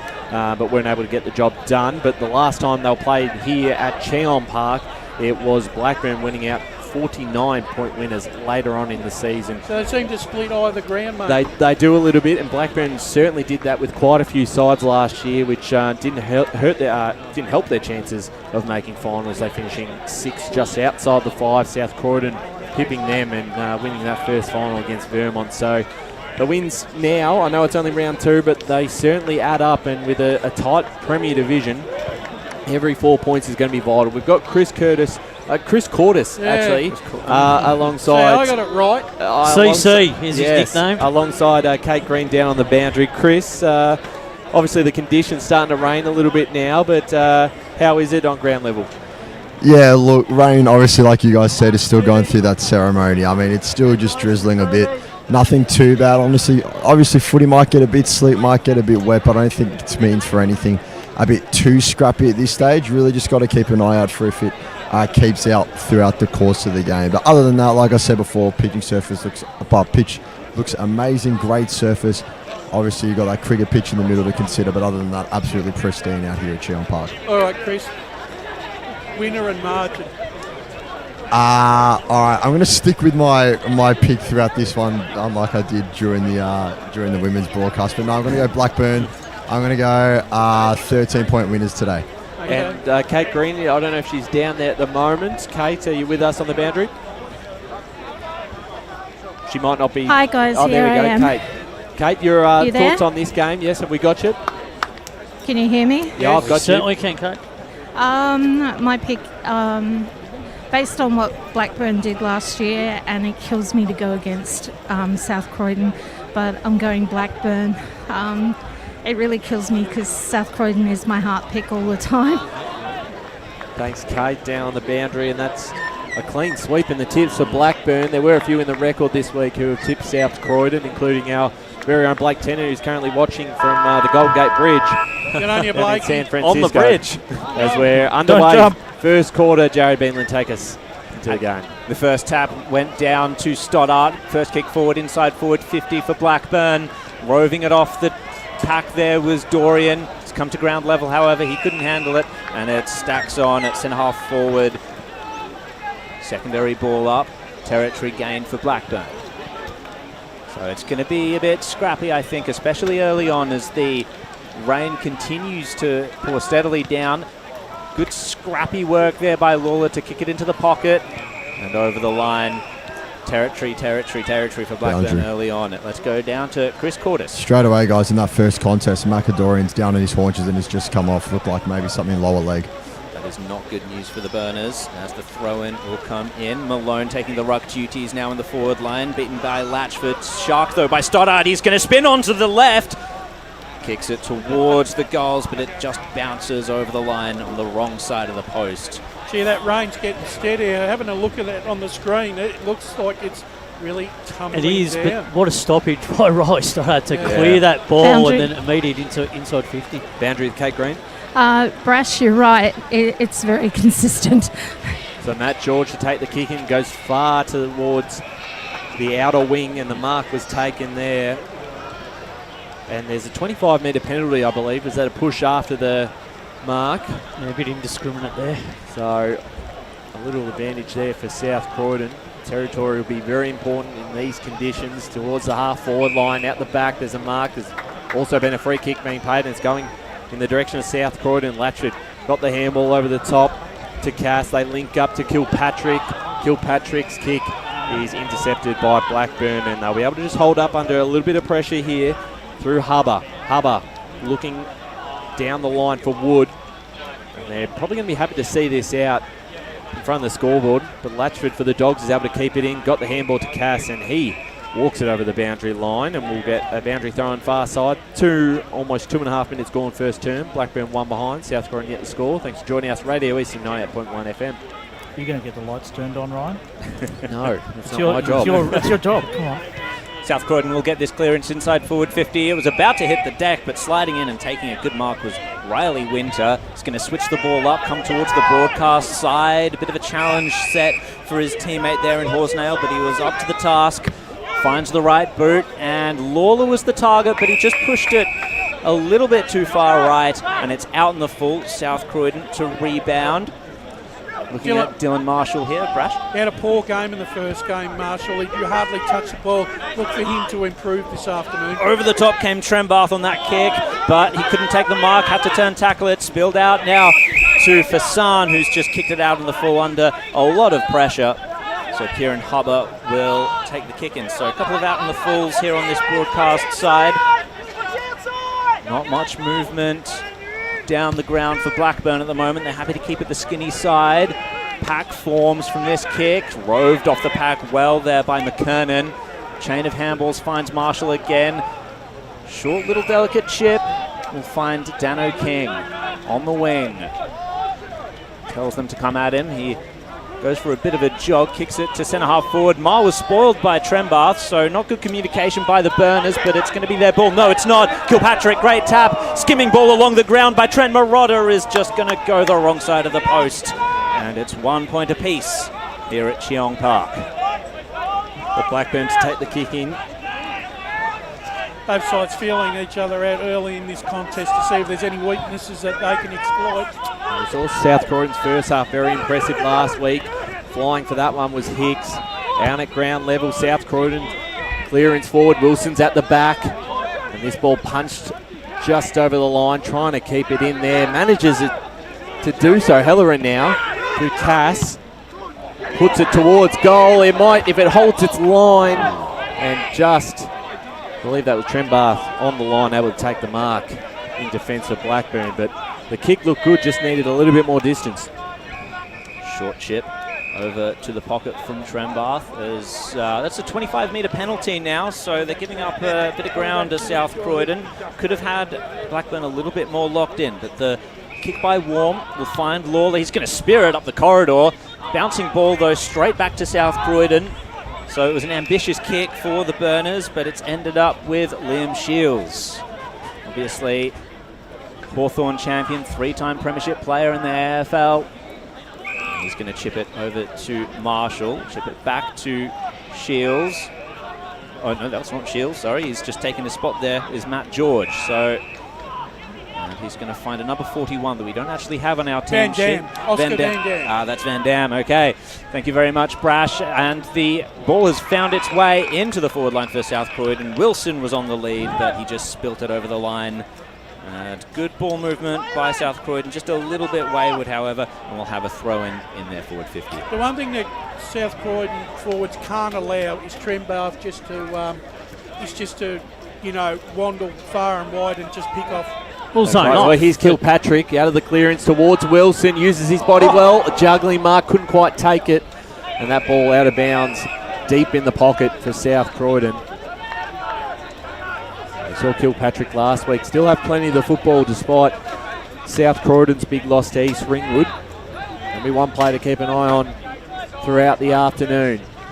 Out the back, Marotta got a hand to it. Blackburn have got some numbers. Ainsworth. They want to clear it out, but good mark taken out the half-back line here for Blackburn. And they'll move this forward. That was Horsenail towards the wing, punched out of bounds and doing very nicely there. Matthew Ellis was able to get that out right in front of our boundary riders on the broadcast wing and at Cheong Park. Rain has slowed down a little bit. Still certainly going to get a fair bit this afternoon though. Yeah, definitely affecting skills at the moment. I don't think either team has the ball movement that they want currently, but here's another chance for South Croydon. Spearing ball inside forward 50. Mark just pushed his opponent in the back, and it's going to be a shot at goal for Tommy Sheridan. Yeah, just some careless defence there by Mar. Just needed to make it a little bit more discreet. Indeed. So Tom Sheridan lining up. He kicked 36 goals last year, career high of 45 goals the year before. A lot's going to fall on his shoulders this season to kick multiple goals in many games. Part of the double spearhead with Wilson, and he spears that ball home. First goal of the day goes to South Croydon and Tom Sheridan. 1-1-7 to Blackburn, just the one behind. 7.5 minutes gone in this first quarter. ANZAC Day at Cheong Park. Certainly getting enough looks early in the game. South Croydon, they've gone into 50 a number of times. Yes, they've had a couple of forward thrusts that have been cut off, but when they have gone in deep, they have looked dangerous. So that is a promising sign for them here this afternoon. Certainly right. 1-1-7 and plays at one behind. Coming up to the 8-minute mark of this first quarter on the Bendigo Bank scoreboard. Thanks for joining us on Radio Eastland 98.1 FM or our Facebook and YouTube streams. Back in the middle it goes. Harry with the tap down up against Latchford. Bajaya, who was ultra impressive last week against Baldwin, gets his hands to the ball first, and there's going to be a ball up back where we started in the middle of the ground. Latchford and Harry again going up. It's Harry who wins out, and a free kick is going towards Blackburn, and it will be Harry's free kick, ruck infringement. He's got a decent sleeve on his right leg, Harry. He certainly does. It does stand out from out here on the broadcast side. Harry goes towards the half-forward flank. No mark taken. Spencer for the Dogs, picked up here by Worm. And the handball is tapped out of bounds. Young promising player, Spencer, come from Wurriallic from the Outer East competition. Some really good raps on him, so interesting to see how he goes this afternoon. Spent some time at Eastern Rangers as well. Yes, an Eastern Rangers boy. First time we've had a look at him live as the ball is brought back into play. Harry and Latchford going at it again, and I think Latchford's given away another free kick in the ruck. So he'd be kicking from outside the arc if he wants to have the shot. He doesn't look overly confident, but he is going back a fair bit, so he might take a bit of a chance here. Yeah, the breeze could help him. Yeah. The kick is pretty good off the boot, holding its line, and that's through. What a finish from Lockie Harry. And Blackburn have their first 1-1-7 to South Croydon 1-1-7. Massive kick from outside 50. Yeah, well, you take them how you get them, don't you, at this stage of the game. But good goal from Lockie Harry. He's in some pretty good form of late, so he's going to be really important this afternoon. Kate Green on the boundary line. Just to head us up, guys, there's no breeze at the moment. It's completely still. Well, even more impressive from Lachlan Harry then. That's, I saw his arms go down. He's got pretty long arms, and I think that might help with his ball drop. So, back into the centre. Lachlan Harry now gets the tap down. He was shocked, however, there by Wicks. He was wrapped up. Trent Marotta is now in the ruck as Latchford is having a spell. Tap down, shocked by Shields this time. Flicked over by Spencer, back to Shields. And now the kick for South Croydon will come. Oh, and it was cut off really well there by Philoctides. Very good last week against Bull, and he was in my votes personally. The mark has been taken in the middle of the ground by Harry, the goal kicker, and Ruckman. He had a decision to make there, so he kicks it sort of towards the pocket there. Spoiled off hands by South Croydon's defence, holding up pretty well at the moment. And a chain of handballs is now going to end up with Spencer. Flicks it over to Jaden Cass. Inside forward 50. And a good mark taken with the flight of the ball by Van Dam. And he's found a man in open space. Poor checking by Blackburn. And Tom Hardstaff has taken the mark. Good kick there by Sheridan. It was Sheridan, my mistake. Boundary. Let's go to Chris Cordis very quickly. Just in that, boys, when South Croydon switched the play, the half-back line of Blackburn got sucked up, left Trembath 3v1. So here we go with Tom Hardstaff straight through the middle. And another goal to South Croydon. 2-1-13 to Blackburn, 1-1-7. We've gone 11 and a half minutes in the first quarter. If they can generate that overlap run, Brash, on it throughout frequently during the course of the afternoon, South Croydon, they could provide some concern for Blackburn. Just got to be really careful, as Chris alluded to getting that, sucked up the ground in that 3-on-1 situation. Most definitely. Plenty of football around the grounds as well. Be keeping you updated with those games happening. South Belgrade playing Beaconsfield in Division 1 out at South Belgrade Recreation Reserve as we're back in the middle here at Cheong Park. 2-1 plays 1-1, South Croydon leading 12 minutes into this first quarter. We'll do it all again. Waller wrapped up into tackle by Kilpatrick. So the ball up back in the middle. Rodder now in the ruck up against Malone. And we'll do it for a third straight time because that ball is just going nowhere. So who can take advantage? It's Dano King who wins the footy. Wrapped up in another tackle. So a few stoppages here as we make our way through the first quarter. Rodder looking to just clear this ball out, get some space. Again, still going nowhere, so I think we can expect quite a bit of this, Ryan. It certainly could be. That rain doesn't look like it's going to hold up either. So Malone v. Marotta, both secondary ruckman. Hicks with a great clearance, just found the space in front of them and got the kick away. Free kick is going to go the way of Blackburn at centre half forward. Advantage paid, and it's Stoddart to dribble the goal home. Second goal to Blackburn, and they even the scores.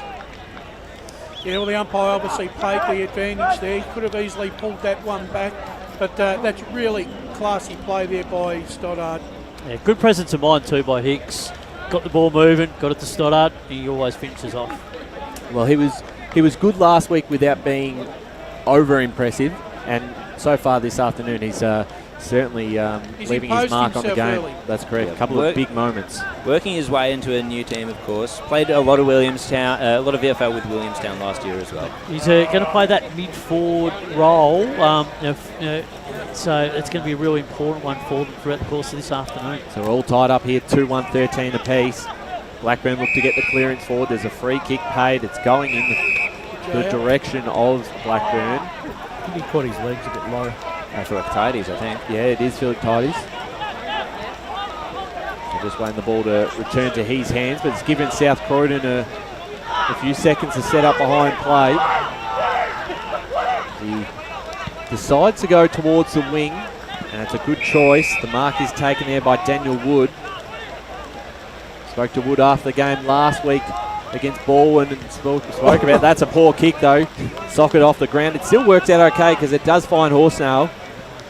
And we're going to get a few of those kicks this afternoon. The handball there by Spencer, just trying to clear this one out. Wrapped up in the tackle there, Wicks. Well done, Riley Winter. And the ball wasn't brought back to his chest, so almost lucky not to give away 25. In he goes, Riley Winter, towards the hot spot. See if anyone can fly out the back. Tap towards the boundary line. Latchford happy to see that over. With a stoppage there. 2-1, 13 apiece. If we were having a bloopers tape, Daniel would be the first cab off the rank, I reckon. I love it how Ryan said he was talking to him last week. I was going to ask, were you giving him kicking tips? Or? No. Just in the interview we had him. I didn't even talk to him directly. We'll go down to Kate Green when we can. Lawler just spilled the ball out. It's a very scrappy ball at the moment, and there was a holding free kick, and it's going to go the way, I think, of South Croydon. No, it's Apple. It's Jacob Apple. So he will be lining up for Blackburn's third goal. And I think I'm impressed with the amount of scoring that's happened this game, given the conditions. Here we go in with Jacob Apple, 9 goals last year from his 16 games. Can he open his account for this year? Not in terms of goals, as he's pushed it across to the left. Kate Green on the boundary line. Well, we will move on with... Sorry, Jared. I was just going to say, Wood, he actually slipped. The conditions on the field are very slippery now, just with this rain, even though it's not heavy. We're also going to have to wait for the ball every time it goes down that end of the ground. Not too many people behind the goals in these conditions to go fetch the footy, but we're finally back in action now. As South Croydon look to clear it as far as they can on the far side. Harry almost took the mark. Dano King at the ground level, got it off to Kilpatrick, and they're going to link up as Cass goes forward. It's turned over, and Mackenzie Dorian, in fact Tom Marr, is able to push him forward towards the half-forward line, out the back. South Croydon got some numbers. Elders is there first, wrapped up in a tackle, and he's going to be rewarded. That's holding the ball. Important contest there by Carmody. That was great forward line pressure. And it's going to be a tough. He's going to have to snap around the corner off the right boot. Probably 30 out, right on the boundary line. So he's going to snap this one. I don't even know if he wants to take the kick. Well, he's taking his time before he puts it on the right boot around the corner and has missed to the right. 2-3-13 Blackburn. South Croydon 2-1-13. We played 17 and a half minutes into this first quarter on the Bendigo Bank scoreboard, Jared. Blackburn's been in the ascendancy the past 5 to 8 minutes, I would say, gentlemen. Yeah, just lifted their work rate, particularly up forward with their pressure. Yep, and around the contest as well, I think. Lawler takes the intercept mark on that kick in. It's about a kick and a half from Blackburn's goal, so they'll go forward again. A lot of South Croydon defenders will set themselves. It comes off hands. and bounces into the post, just the one behind. We'll see just how quickly South Croydon move on with it.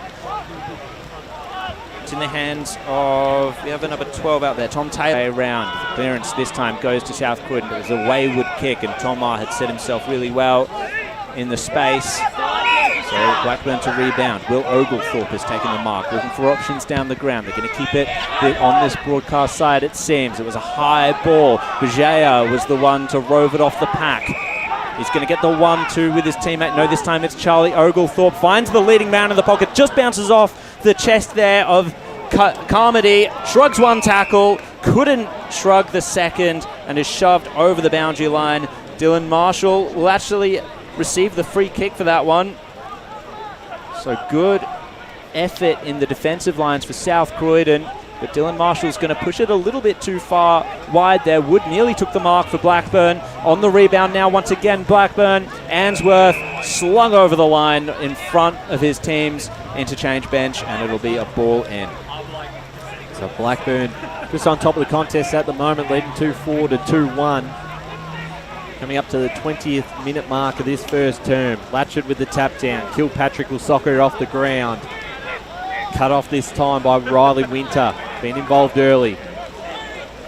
Chance now for Worm. It's going to be a hard ball to collect. Kilpatrick the clean hands, and they're going to go forward now in the direction of Wilson at the half forward flank. Almost a big mark taken by Trembath, and it just fell into his lap on the ground as Wilson will make sure he's not going to go anywhere.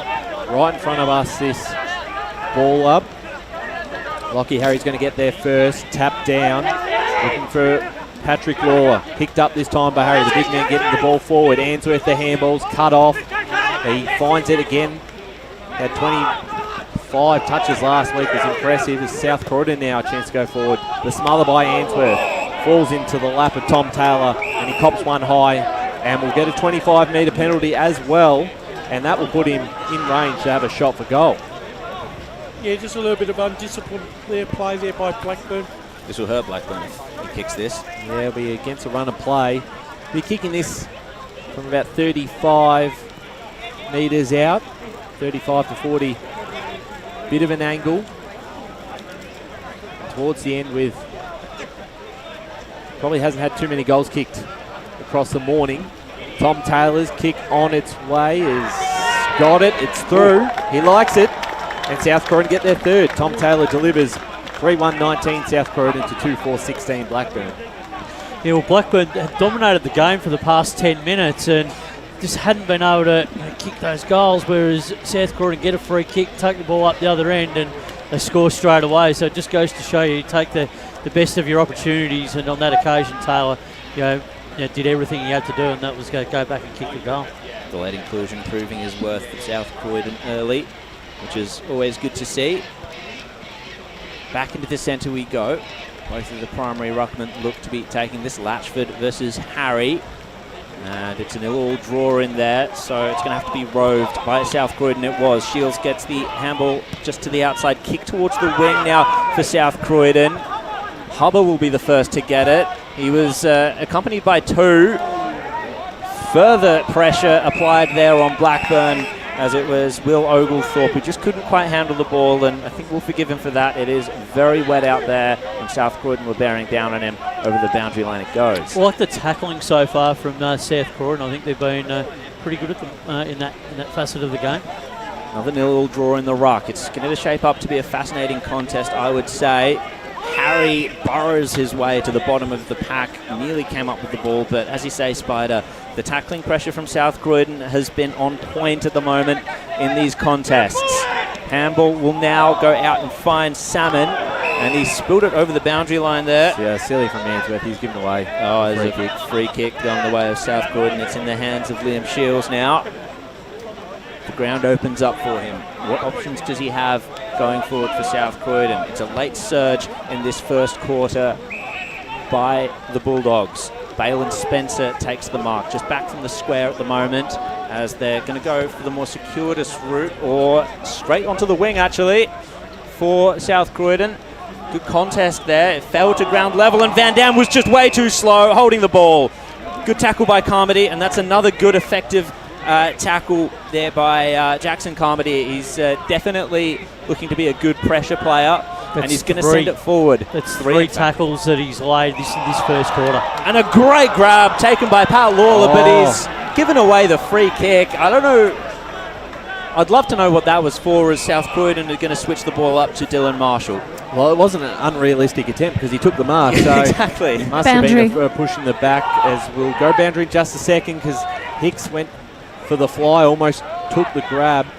South Croydon now with the footy through Fasan, and they move this towards Wilson. Takes the mark right in front of us. He played on, he shouldn't have, and he lost the footy, just dropped it, slipped out of his hands. And we'll now go down to the boundary, Kate Green.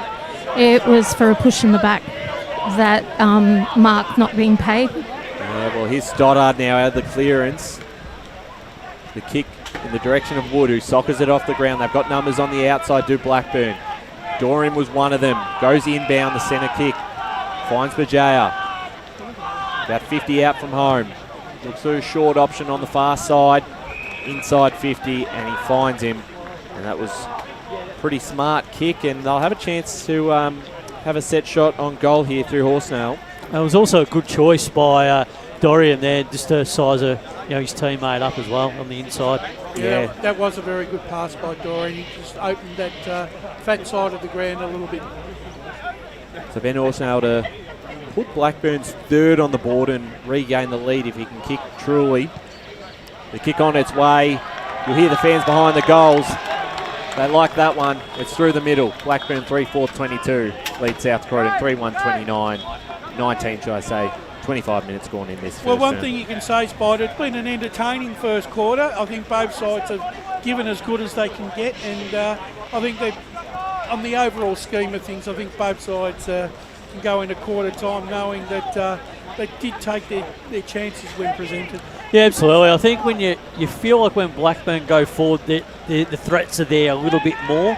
South Croydon, when they go in, it has to be a little bit more precise. But at this stage, both sides a promising start. Back into the middle as well into red time in this first quarter at Cheong Park. Thank you very much for joining us, of course. Jet Latchford this time got the tap down. Harry ended up with the ball again, and looks like someone went down with high contact, but no. South Croydon will march forward, and holding was the free kick. It'll be given away to Riley Winter. No, it was given away by Riley Winter. Bulldogs take the advantage. Tom Sheridan kicks his second.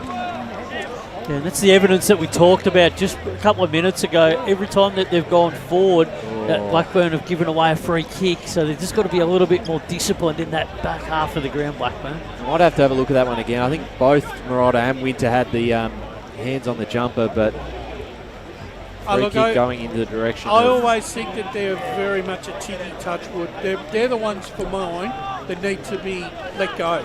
You know. Yeah, look, I mean, you can pay them either way, but it's just that consistency, isn't it? But we can pay them. But yeah, look, I mean, if they think it's there, then they've paid it accordingly. Back in the middle again, it's Fasan who gets the clearance for South Croydon. They've taken the lead again, leading by 3 points. They might have a chance to get another one late in this quarter and have a really impressive first quarter. Wrapping up in a tackle there was Hardstaff. Bajao. Right underneath that was Timothy Tegg. 27 minutes gone. There won't be much to play in this first term. Just a handball in hope over the top of the head might work out okay for Blackburn. Looking for Ainsworth. Followed up with some good pressure in the middle of the ground from Worm. And a bit of push and shove as a couple of dogs get stuck into Ainsworth. And I think there's going to be a free kick paid out of this. Just wait to see who's going to end up with it. It's Blackburn's way, and it's 25 metres, and Ainsworth will take it. Just a bit unnecessary from South Croydon. So inside 50 they go. Punching over the top, out the back. If he can get boot to ball, almost Carmody. And he is punished for holding the ball. Coming just in time was Van Dam. Brash? I got a score from South Belgrave. South Belgrave 2-2-14, leading Beaconsfield 1-1-7. Van Dam down the ground. And it's going to be a contest at ground level. Good kick away there by Ainsworth. It's going to trickle away, though, over the boundary line. Rushed. I believe the conditions up at South Belgrave is It's been raining steady for a half an hour. It's solid up there. Yeah, that makes sense. He's putting a bit of work in South Croydon and Ainsworth at the moment. Indeed, trying to worry him, trying to put him off his game perhaps. So it's Latchford against Wood. Latchford got the tap down, but Wood sharked it immediately. It's come out to Charlie Oglethorpe. Whistle's gone, and it was a throw. It was a throw by Daniel Wood, unfortunately, for Blackburn. And the free kick will go the way of Matt George, former Park Orchards player. Now Van Dam deep in enemy territory at the moment. Kicks it onto the wing. It was a high ball, one for the Flyers. The tap came down, however. At ground level, it is a scrap. Trying to get the kick away there was Hicks, but it's all going to end in a wrapped-up situation. Braden Kilpatrick, the tackler, another ball up. 29 and a quarter minutes gone. Harry over the top for the last play of the first quarter. And it's South Croydon 4-1-25, leading Blackburn 3-4-22. Thank you so much for joining us for this ANZAC Day game in Premier Division. There's a bit of a scrap going on in the middle of the ground at the moment, so I don't know if we want to stick with it to see if there's any yellow cards coming out, just to... Looks like it's about to break up. Yeah, they're heading off to their huddles. Just a bit of slap and tickle. So we'll head off to the break. Thank you so much for joining us. We'll be back after quarter time. As Sarah opened her best friend Jackie's wedding invitation, she was overcome with a wave of emotion. While her two young boys wrestled on the floor, tears of happiness rolled down Sarah's cheeks as she saw the words she'd been longing to see. Please note, this wedding will be a child-free event. Well, Sarah, looks like we're off to Eastland for a new frock and some heels. And let's book in that babysitter. For all of life's little moments, there's Eastland. Eastland. Live real. Sprained your ankle, bursting through the banner? Broke a finger, high-fiving the ruckman? Or did you run into the goal post again? For bumps, breaks or bleeds, be seen sooner, close to home at Knox Private 24/7 Emergency Department. The preferred provider of emergency care to the Eastern Football Netball League, you'll generally experience shorter wait times. You don't need private health, but there is an out-of-pocket fee. Be seen sooner, close to home at Knox Private 24/7 Emergency Department, 262 Mountain Highway, Wantirna. Do you feel good about your bank? Because there is a bank you can feel good about. They share their profits to fund big community projects, small community clubs, and vital emergency services. They've given $250 million to help Australian communities thrive. They have all the products and tech you expect from a big bank, with service you don't. It's Bendigo Bank. Feel good about who you bank with. Try Bendigo. Search bendigobank.com.au or search Bendigo Bank near me. Tobin Brothers Funerals wear their heart on their sleeve. Their clear and easy to use website and Memory Maker app make it easy for families to make an informed decision. Here's James McLeod, Managing Director of Tobin Brothers Funerals. We pride ourselves on being the most transparent funeral company. All pricing on goods and services are available on our website.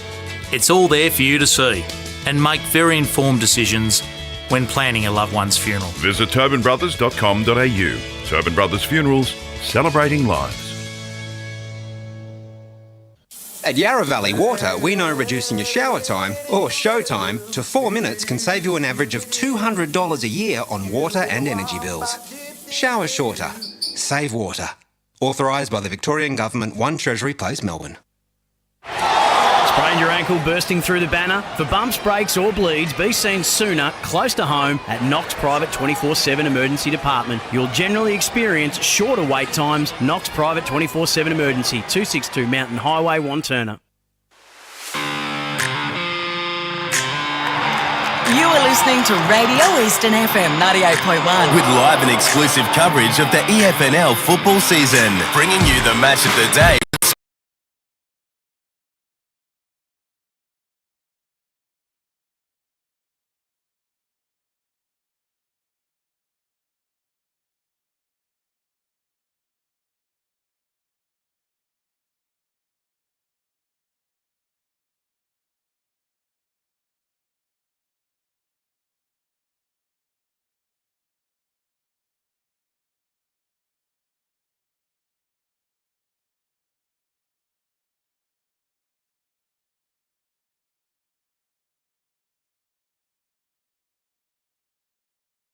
sides. Yeah, I think both sides got as good as they get in this quarter. I thought both sides, when they got the ball on their terms and started overlapping the contest, they both looked good. I think there was, I think Blackburn had some disciplinary issues, and they gave away a few cheap free kicks.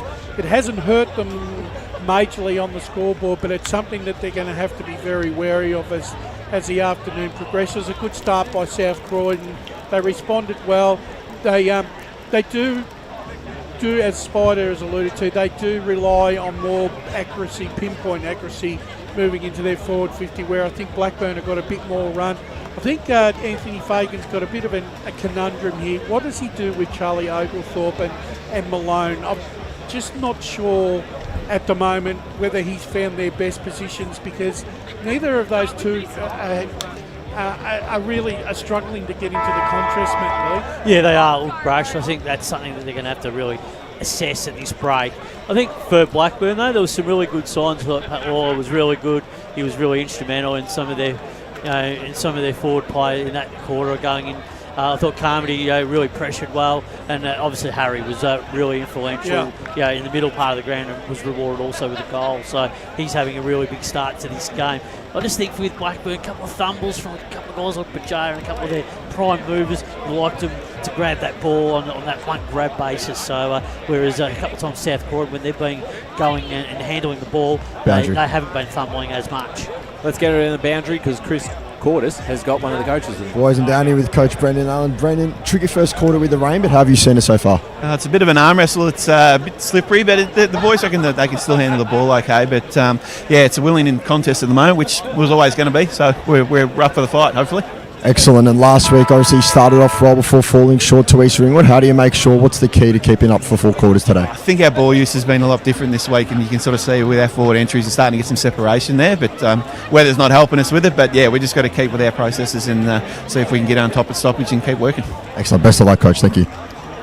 Chris is with Brendan Allen, and great to have a look at an extra camera down at ground level. Real impressive here for an ANZAC Day clash. I'll try to get him in as much as possible. And it's a new operator of ours, Lorena. She's doing a fantastic job. Yeah, thank you, Killing Lorena. it on the boundary at the moment. Boundary. Doing some great work. We've got Chris Curtis again on the boundary. Yeah, boys, just one other thing to touch on that I found interesting in that quarter-time huddle from Brendan Allen. They actually highlighted Trembath and said they want to leave one out on him, keep him 1v1, and just put the ball a bit shorter in front of their forwards to not allow him to get over the top and contest in the air. That's not a bad move, that takes Trembath out of the out of the equation. Yeah. I think they are making them nervous. I think that's where the free kicks are coming from. The Blackburn defenders are a little bit nervous and just shaking a little bit in those marking contests whenever they're one-on-one. Boundary. Let's go down to Pete Green. I was just in a huddle with Blackburn. Message was come in waves, stay organised and connect with each other, maintain discipline and just grind the opposition down. This game is all about territory. Just be balanced and turn up in numbers to help each other. Thank you very much, Kate. As we had a secondary ball up, with the clearances won by Blackburn for that one. Answorth, it was a high ball down to right half forward. Slippery ball, obviously, so a kick off the ground was necessary. Chasing it there was Dorian. He got the handball back to Charlie Oglethorpe, who was in no space at all. Bit of a rolling maul created by the South Croydon defenders. Therefore, a ball up in the pocket. And that's what they've done well, haven't they, Brush? Being able to close down that space, South Croydon. And in fairness to Charlie Oglethorpe, he's probably playing one of the hardest positions on the ground, the half-forward flank. Latchford got the tap down to Aldous, who got a very good clearance, at least territory-wise. However, charging in was Warm, and he just didn't keep track of where the boundary line was. So it'll be another ball in scoreboard side of the ground. Latchford to go up against Harry, as I've said. Intriguing matchup in the ruck, especially in the wet. So Harry perhaps got the better of that one, but roving it was Kilpatrick. Hicks lays the tackle. A stoppage. South Croydon will like this stoppage game at the moment. It's playing right. The conditions and the game plan is playing right into their hands at this stage. Yet another clearance this time for South Croydon. Cox high up and under onto the wing and leading up really well to take a chest mark there in the end. I think this is Marotta. Correct. So Marauder's going to wheel onto the right. What's he got up forward? 2-on-2 contest. Good punch away by Ma of the Blackburn team. And it's just going to be, it's going to end up in another stoppage there. Kick and a half from goal for South Croydon. 2 minutes gone in this first quarter. 4-1-25. Blackburn 3-4-22. So who's going to strike first in this second term? Goals might come hard to find as this game continues on. Need to get that separation, South Croydon, around about that 20-25 metres out from goal. So at the moment, probably about 60 metres out as Kilpatrick, just a high kick up and under. It's going to be a tough one to mark. No one's able to do so. Quick hands. Dano King got his kick away into a bit of space. This might work out okay for South Croydon. Wilson couldn't quite pick it up. Was Cass caught high? No, he wasn't. Play on it as the ball goes out of bounds. And we've got a boundary throw-in in the pocket as we go to the score centre with Brash. Yeah, Beaky 4-2-26 leading South Belgrave 2-3-15, and apparently the lights are on and it is hissing down up there. Does that mean it's going to come here soon or vice versa? Could be a potential free kick here. Not quite wrapping up in the tackle there. Well done, Philositis on Cass. So get a ball up deep in South Croydon's attacking half. Bajaya coming out of it. This time caught by Wilson. And it's a holding the ball free kick to the big man, who can go back on a bit of an angle, about 20 metres out. And that's the one thing that James Wilson does bring to the forward play of South Croydon. When he tackles a player, 9 times out of 10, Spider, he wins a free kick. Yeah, they stay tackled, that's for sure. He's such a big presence, and he's always been a good forward pressure player. So good chance here to put a goal on here. This would stretch the margin out to 9 points. Not far out, James Wilson, and has missed it to the left. It's a bit of a let-off, that one. It certainly is. Blackburn will breathe a sigh of relief. South Croydon moved to 4-2-26. Blackburn 3-4-22. Coming up to the 4th minute mark of this second term. Benny Gobank scoreboard. You're not wrong, Ryan. It has taken a while to retrieve the ball from that end of the ground. Yes. Yeah, our man Ray Baird's up at South Belgrave this afternoon, so I'm sure he's got probably plenty of umbrellas with him. And Ray knows all about the lights on because he's a cricket umpire. He knows when they should come on. Just so you know, the rain is coming down from the northwest, so we're giving him the rain, in fact. Okay. So it was off hands from that kick in, but roved by South Croydon. Straight back into their forward line, and Wilson again will have a shot at goal. This time the other side, the other pocket. When the South Croydon midfield create that overlap and Wilson leads to the fat side, Spider, he's always got 2 or 3 metres, and they place the ball perfect with him, and it gives the defence, doesn't matter who it is, no chance whatsoever. Yeah, it's happened a couple of times now, so it's an issue that Blackburn going to have to deal with. So he's going to snap round on the left. And he's missed. And he has missed once again. So 2 let-offs there for Blackburn. It's 4-3-27 South Croydon, 3-4-22 Blackburn. As the rain is very steady at the moment. They are a little bit tougher shots just due to the conditions. Yeah. But certainly I think probably the first one he kicked a moment ago was probably the more gettable shot. Being able to get this ball out of the defensive part of the ground for Blackburn. Well, they're going to go to that far side once again, just as long as they can go. Wilson's underneath it, clears everyone to Latchford. And South Croydon able to mop this up through Shields. There's a long kick back in the forward direction. Murata went for it, couldn't quite grab it. Ma under pressure, stolen by King. His kick was smothered. The handball back from Wicks. They retreat a little bit, but it's okay. Liam Shields again off the left boot. Again towards the top of the square. Kilpatrick ran into his own teammate, fell into the hands of Wicks. And the quick bouncing ball off Wicks' boots was just a minor score. So another behind for South Croydon. It's a very hard when you're used to playing a dry weather game, and then you've got to adapt it to conditions like this. Blackburn faced the same conundrum once again in terms of how do they get it out of their defence. This time they opted to kick it so close to the boundary line that they've now created a stoppage. Maybe that's the answer. Stoppage about 60 metres from South Croydon's goal. However, Bajay nearly stole it there, but it's ended up in the hands there of Salmon. Kicks it towards centre half forward, so territory gained. Marshall with the punch. Horsnail's going to have to run onto it. Has Cox for company, sliding in there. Was the South Croydon man. Can he get himself up? It was Sheridan. Now South Croydon back with the ball. The kick was nearly cut off, but it fell into the hands of Kilpatrick. Cox ran into space on the outer side. His kick was a delicate one to Sheridan, not 15 Page, so he had to handball it back to Cox. Going forward once more, South Croydon. Punch away there by Cass. And South Croydon, they nullify the territory that Blackburn was gaining from the stoppage on this side. They're playing the conditions so much better, South Croydon, but they've just got nothing on the scoreboard to show for it. Yeah, displaying a few opportunities going forward. Tapped it down. Little kick in danger, though, by South Croydon. So it was a clever idea, just the umpire was wise to it. Handball by Harry, off to Marr. Ball towards a contest, off the hands of Bajaya. Wood had to turn tackler, but South Croydon, they're just continuing to impress in the contest. Cox couldn't handle it. Horsnail was given an opportunity to tackle. They're getting numbers around the ball. They really are. They're working harder around the ball at the moment, South Croydon. 8 minutes gone in this second quarter. When will the tide turn? Will it turn for Blackburn? What do they need to do? Kick down the line. Found Mason Helleran. Bouncing ball in the pocket. No representation for South Croydon when it drops, so Blackburn will sweep it away now onto the outer side. Running was Will Oglethorpe. It's a 2-on-1 situation. Van Dam nearly got back, but it hit the ground, and now there's representation for Blackburn in terms of Ainsworth. High ball to a 3-on-1. South Croydon. Aldous had to go for it.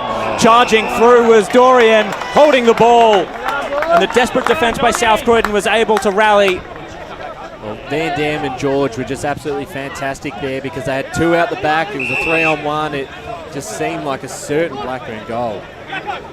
So now South Croydon back in possession of the football in the back pocket. They go towards us on the broadcast side. Out the back, there's a chance for Blackburn. The handball's cut off by Shields. He gets it off to McKernan.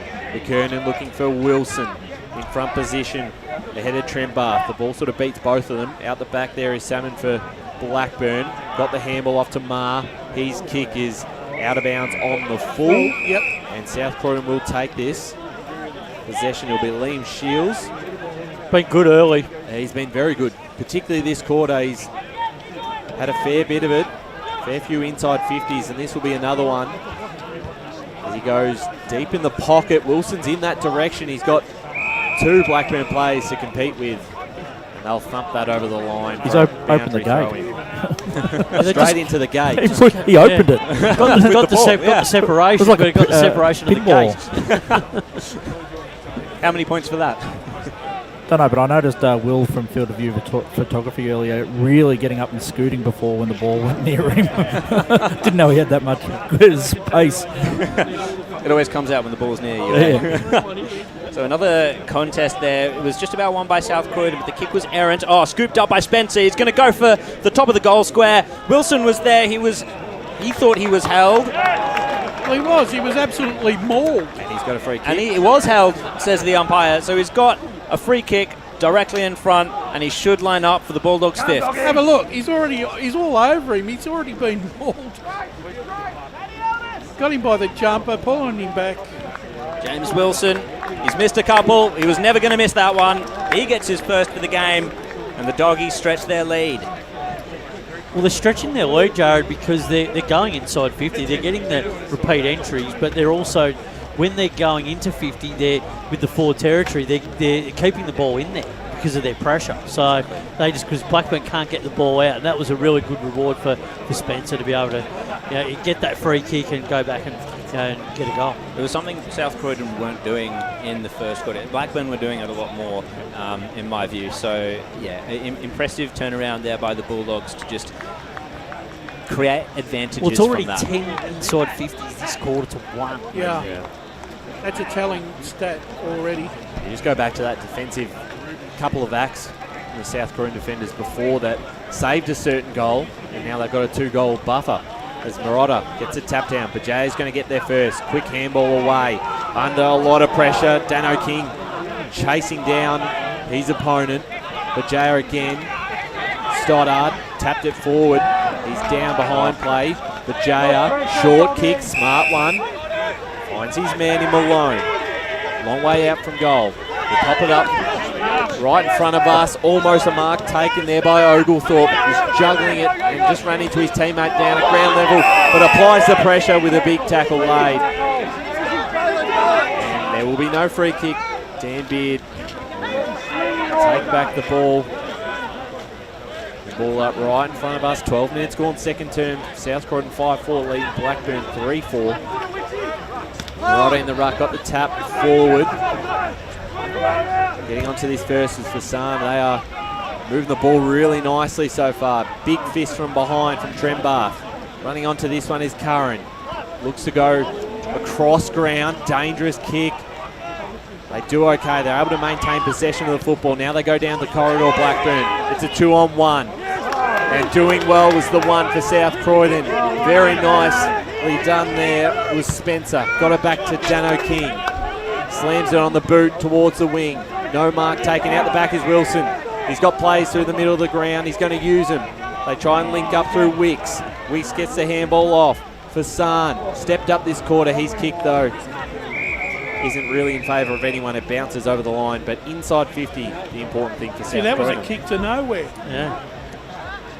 Reminds me of a song. What song is that? We're on a road to nowhere. We're on a kick to nowhere. Never heard of it. I think we're a bit young, right? It's not a Sabrina song. Boundary.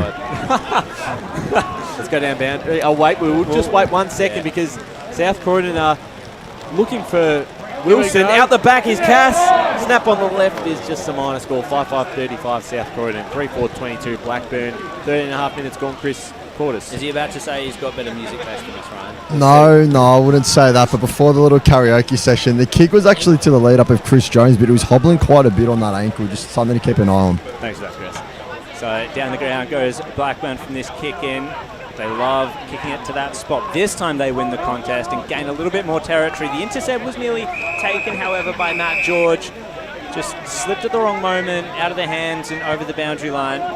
Another stoppage. So Blackburn look more likely from this situation than... Admittedly, though, Jared, Blackburn are playing like a very frustrated side at the moment. They just can't get the ball on their terms.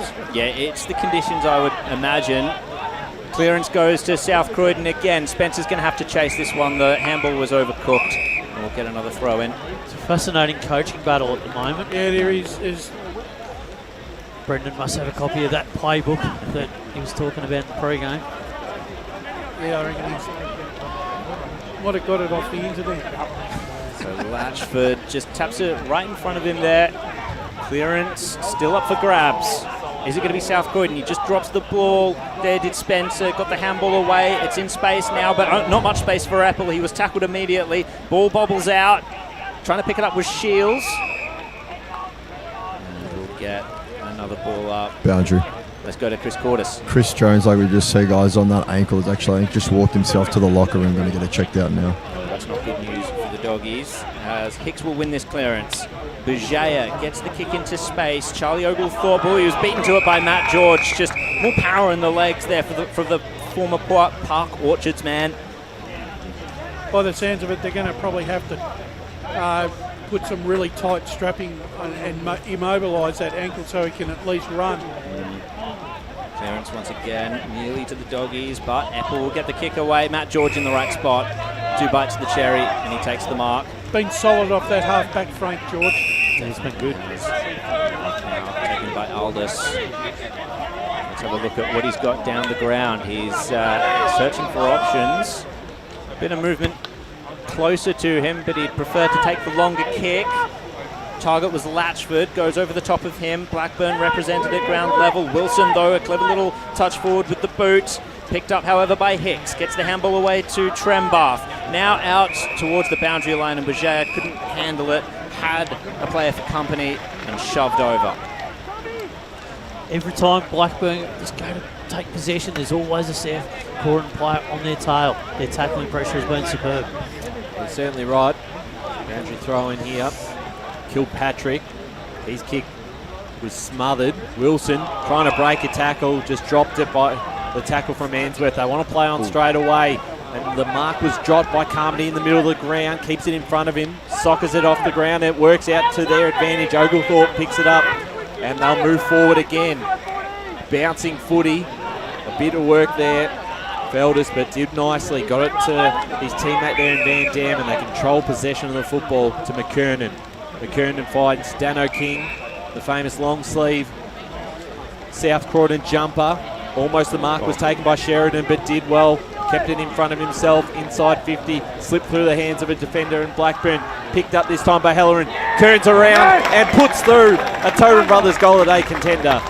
South Croydon, their 6th of the afternoon, 6-41 to 3-4-22. Blackburn, 17.5 minutes gone, second term. Just feels like, Brush, the South Croydon players are working harder around the ball when they have got the ball, but more importantly when they haven't got the ball, and that's why they're able to, when they do get that ball, they can get, formalise some sort of, pressure, and then they can get the ball in that territory game when they go forward. It's almost like going back to the basic football plan that you're brought up with.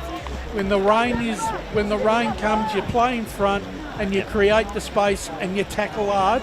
Yeah. And this is the blueprint that South Croydon have adopted in the second quarter, and it's working. And that's what the mentality Halloran went into that contest with. Salmon didn't expect Winter to drop that ball. Halloran was ready for him to do that. But that was a really good piece of play by Sheridan as well. Yeah, it was fantastic.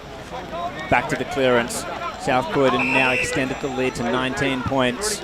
We've gone 18.25 minutes in this second quarter, so heading on to half-time very, very soon. Secondary ball up.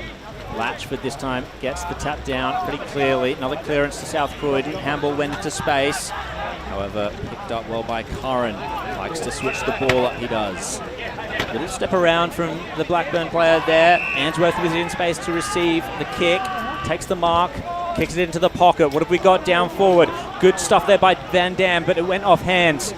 Horsnail handed it out to a teammate who was under so much pressure. He tried to kick it forward, and the kick ended up going over his own shoulder and out on the full.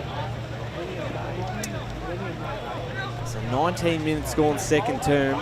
It's a 19-point lead for South Croydon, but they've just dominated this quarter, haven't they, Spiderheads? Dominated the territory game. Yeah. That's what they've done. They've just fundamentally dominated and pressured and tackled. So thanks to that gentleman who's done the hard yards to go collect that footy. Good on him. To give it back to Balin Spencer in the back pocket for South Croydon. Boundary. Let's go down to boundary. Chris Quarters. Number 6, South Croydon, Dylan Marshall off for the blood rule. Thanks, Chris. As this play is held up on the far side, we've got a ball up. Lockie Harry and Jet Latchford to go at this one. Latchford's first season out at South Croydon, coming across from Ringwood. And here's Lawler, got it off to Dorian. And they move this forward. Horsnail, the kick in the direction of Wood, and takes a great mark. And that was better play from Blackburn. Yeah, the build-up a lot better there. Dorian, walked downfield, saw his man, and delivered it. Actually, they need to kick a goal here, They Blackburn. do. Steady it up. Because they've been outplayed in this second quarter. Yeah, it's a certainly different looking Blackburn side than last week. Just obviously conditions playing a major part in that. They just look a bit passive at the moment, Blackburn. Just if they can get the momentum to swing back in their favour, and they'll need this one to go through. It's Daniel Wood who'll be kicking from about 40 metres out. Bit of an angle, and that kick towards goal is just to the right, the big sticks, and it's a minor score. And Blackburn now move to 3-5-23. South Croydon 6-5-41. An 18 young point fella's lead. come a cropper behind the goals there. Oh no! As he's handed the ball back and just gone AOT. And now it's on YouTube. So the kick in from South Croydon, nearly mocked by Latchford, came out, bounced off his chest and over the line. Yeah, I think you're right, Spider. In terms of it's not just the ball movement for Blackburn; it's the off-the-ball work that Blackburn need to clean up, and they can clean that up. Even in these conditions, it's not prohibited. Exactly, it's got to work on it. So the tap down will now come out to Tim Tegg. High ball towards centre half forward. Blackburn share it off hands, however. Harbour through the centre of the ground to Dorian. He'll kick it further wide, however. The mark's been taken. I think Will Oglethorpe, the man with the mullet. Oh, nearly a mark taken by Answorth under heavy duress, however. Spilt to ground, and South Croydon lay the tackle. And that's where they're becoming unstuck, Blackburn. That kick into their forward 50, it just keeps getting chopped off. They're making wrong options. Yeah, just got to have more of a collective look with their vision when they're going into that forward 50. Kilpatrick got that clearance, gained about 20 metres. It was another contest, and now another kick from South Croydon over the head of Wilson. Just overcommitted a little bit, so Trambath was able to clean it up. Ma now onto the wing for the Burners. Lawler's going to have to be clean, well, or just determined as he tapped the ball forward. Will Oglethorpe was infringed upon, I think. Will take the free kick and wants to play on with it. Daring, but brilliant pressure by South Croydon there to lay the smother.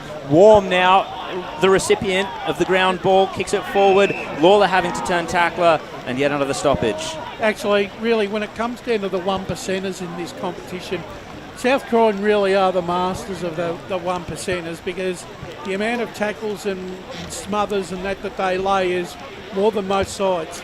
Yeah, they'd be on record pace today. Lawler off the ground, coming back, and it's going to be potentially advantage for South Croydon. Instead, it will go back and Kilpatrick to take this, or in fact it could be Spencer who's going to take the kick. I think Paddy Lawler looks a little bit miffed there by that decision.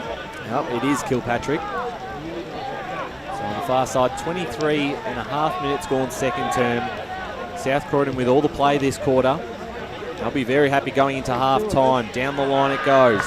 Blackburn are going to try and get something going through Lawler, couldn't pick it up. Bajaya did, got the handball off, and inside 50 they go. It's a 2-on-1, punching it over the back. Running onto this is Carmody.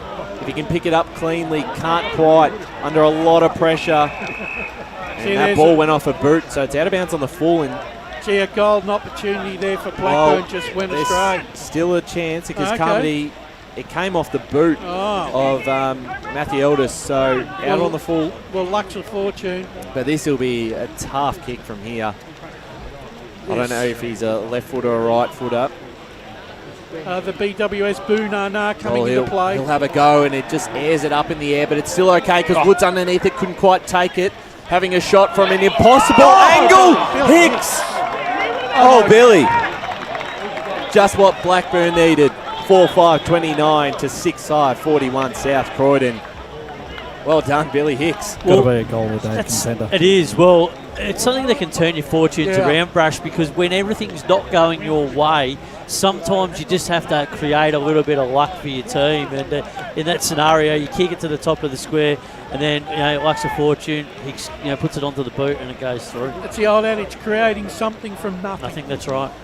Blackburn making this quarter look a little bit more kind on the scoreboard. 6-5-41 to 4-5-29. In the overall skill of this game, this could be an important goal for Blackburn. Well, it gives them something to take into half time. So they'll get a clearance through Harry. Oglethorpe will set himself, but good defence by South Croydon to get the punch away. In come the cavalry for Blackburn from the centre. It was Eppel, tried to keep it in front of himself.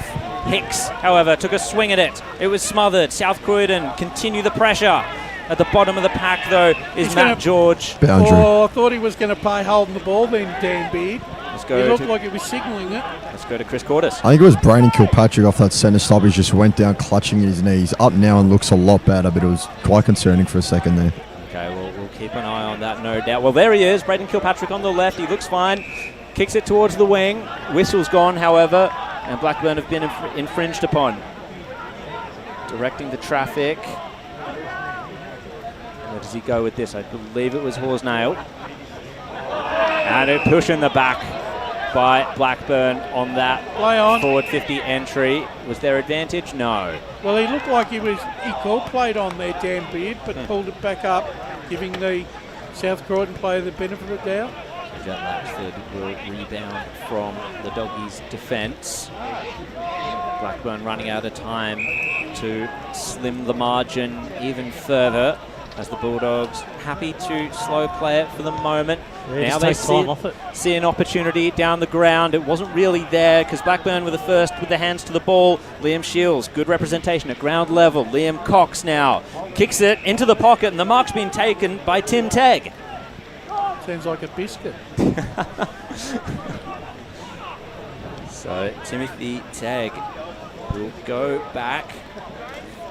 An updated version. Yeah. St George Dragons, former St George Dragons player in Sydney, has come down and he's going to kick onto the right. He's opened up the angle and slammed it into the woodwork.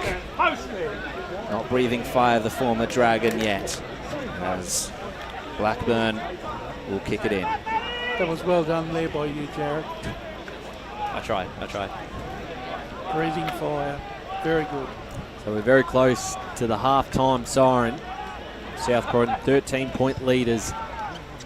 27.5 minutes gone. Long kick out of defence of Blackburn. The kick was smothered on the wing.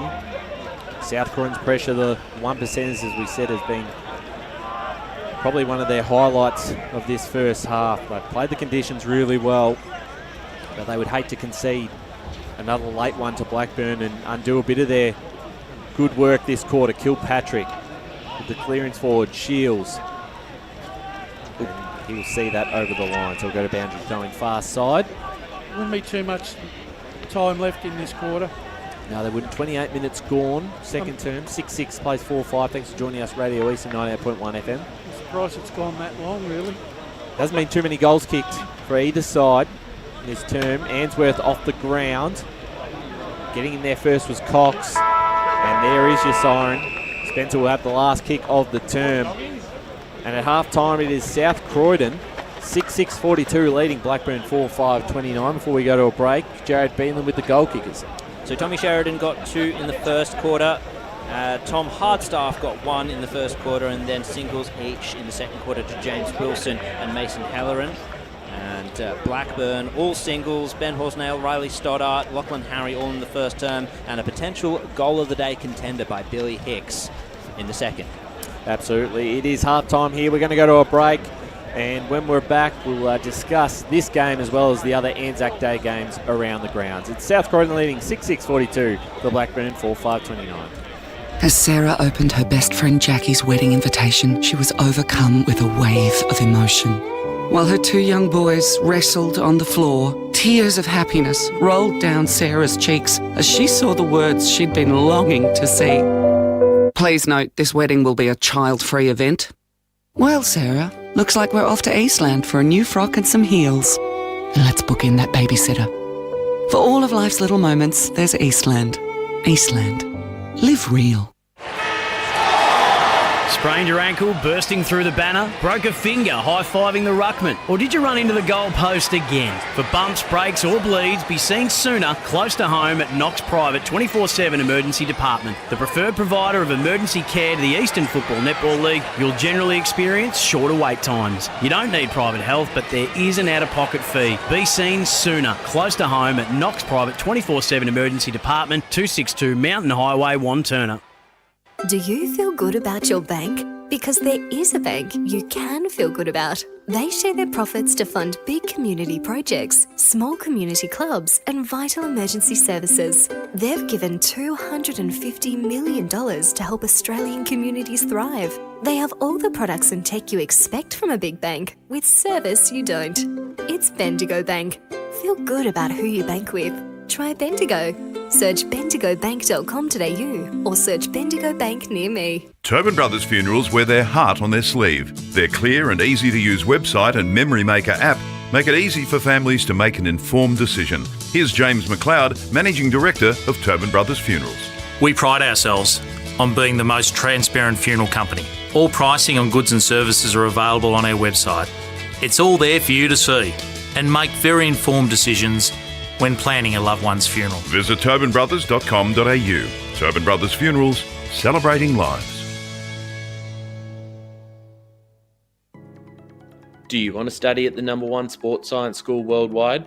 Study sport at Deakin and benefit from the most advanced sports facilities available, from running tracks to biomechanics labs, and decked out gyms to a climate chamber. Deakin have what you need to graduate ahead of the pack. Discover endless opportunities in sports science by visiting deakin.edu.au/sport.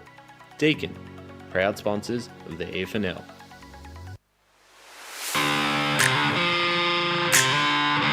You are listening to Radio Eastern FM 98.1.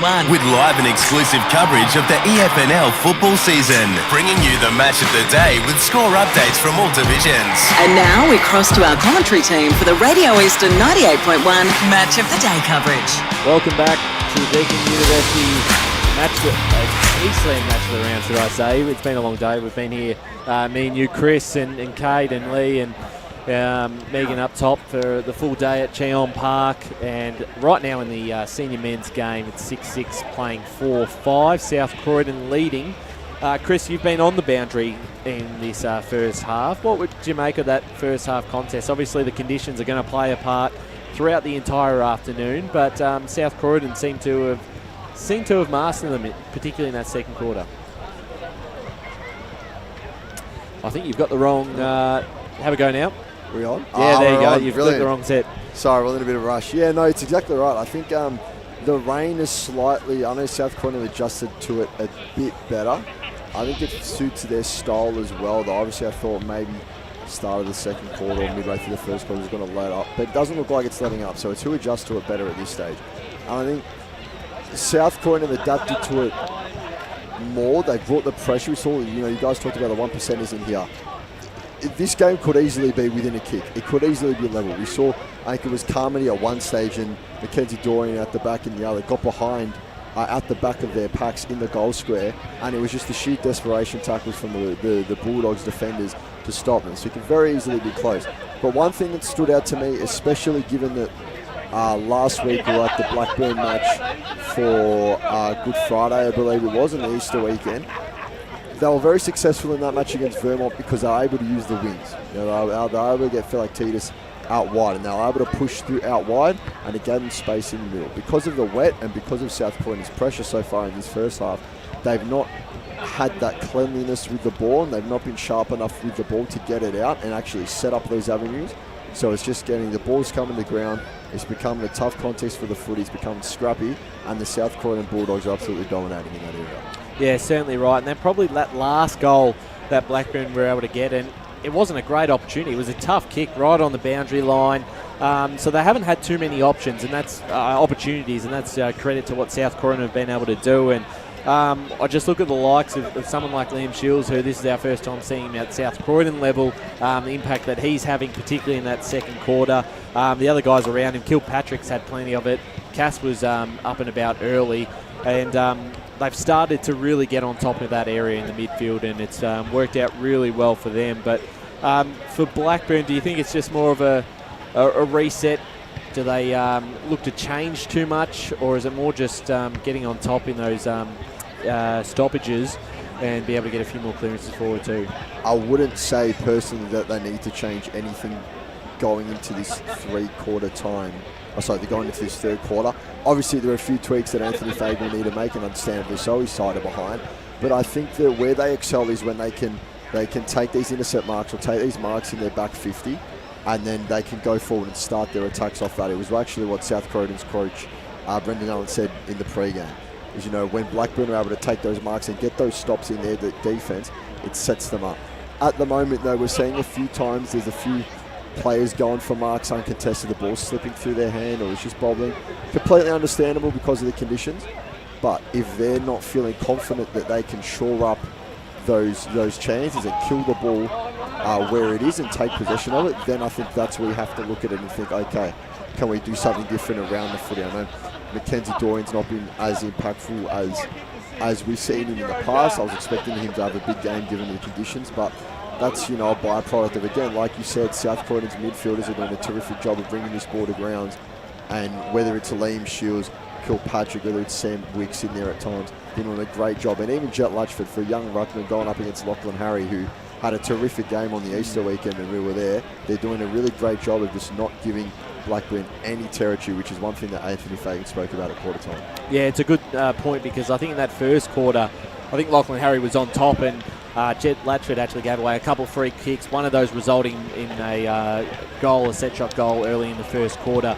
I thought in the second quarter it evened up a little bit, and Latchford built a bit more confidence going into the game, into that second term, and obviously their midfield work was top-notch. So right at the moment, they are on top. We go back to last week, they were in front against East Ringwood. Very different game, different side, different conditions. But there will be that little thing in the back of their mind if Blackburn kick a couple early and get on top and the momentum swings. So very important that this first 10-minute period in this third quarter that South Croydon at least get a goal themselves and just keep that buffer that they've got currently over Blackburn. No, that's exactly right, and they do need to shore it up a bit and just not so much settle the nerves with a goal early on, but really what I'd be looking for on the boundary line is they need to show that they're making the progress. Yeah, they need to show that if there are changes that Anthony Fagan is making at three-quarter time, which I'm sure there will be, or at half-time now, sorry, for the third quarter, like I'm sure there will be, they need to be showing that they can take that territory and take that progress, because like we heard from Kate Green, who was with me on the boundary line at quarter time, they were saying, Anthony Fagan was saying this game's all about territory. And if you're not getting the territory, unfortunately, the way they want to play, moving the footy in these conditions is very difficult. So I think even, obviously they need to hit the scoreboard, that's the be-all and end-all. But I think even just to take a bit of territory, maybe see if they can get 3 or 4 minutes with the footy locked in their forward half, it would set them up a lot better for this third quarter. And on the other side of that, I think South Croydon need to expect that the Burners are going to come out firing. They're going to have that reaction, obviously, from half-time being down. If they can just withstand it for about 10 minutes, keep a 1-goal, 2-goal lead, then like we've seen in this game so far, they'll be able to build on that. Their more experienced heads will take control of the footy match, and they'll be in a lot better stead. Looking forward to seeing how this all plays out in the second half. Some of those other games around the grounds today, we do have quite a few ANZAC Day clashes, 5 in the senior men's competition. South Belgrave at Beaconsfield. At the moment, the Saints have hit the lead 5-9-39 to the Eagles 5-3-33, and I believe that is just about half-time out there at South Belgrave Recreation Reserve. So we'll keep an eye on that result and how that plays out in the second half. Also playing today, and this game's only just started, so unfortunately we haven't quite got a score. We do. It's actually only really just started. Kilsyth 2 behinds, Warrandyte no score. That's it. 17 minutes have been played, so low scoring game out at Pink's Reserve. Mitcham also play East Ringwood this afternoon. It's a twilight game, a 4:45 p.m. start out at East Ringwood Reserve. You've got the H.E. Parker Cup tonight between Heathmont and Ringwood, so a lot of footy to come. Just before we go to an ad break, your tip, Chris, you picked coming into this game, Blackburn. Can they come back and win this contest, or do you think South Croydon are going to continue on with the conditions that are playing out in the second half and pull through for their first win of the season? Yeah, look, I did tip Blackburn at the start. I think I'm going to stick with them just so I'm not flip-flopping too much. But I think the women's. yeah, like the women's game. But no, as the record shows, I'm 1 of 1 on that, by the way. But no, that can be edited. Yeah, but no, I think really it's a question of, I think, the first 5 or 6 minutes of this third quarter. If we see Blackburn come out and keep the ball in their forward 50 and keep some territory going, I think they can come back. This game's far from over. But on the other hand, I think the longer it goes, if there isn't any real sign of improvement from the Burners, or if they're going and chugging along and using their midfield and their backs to go forward. Because when they do go forward, they look very dangerous. Obviously without Pat Cotter out, who was a massive player in their defence last season.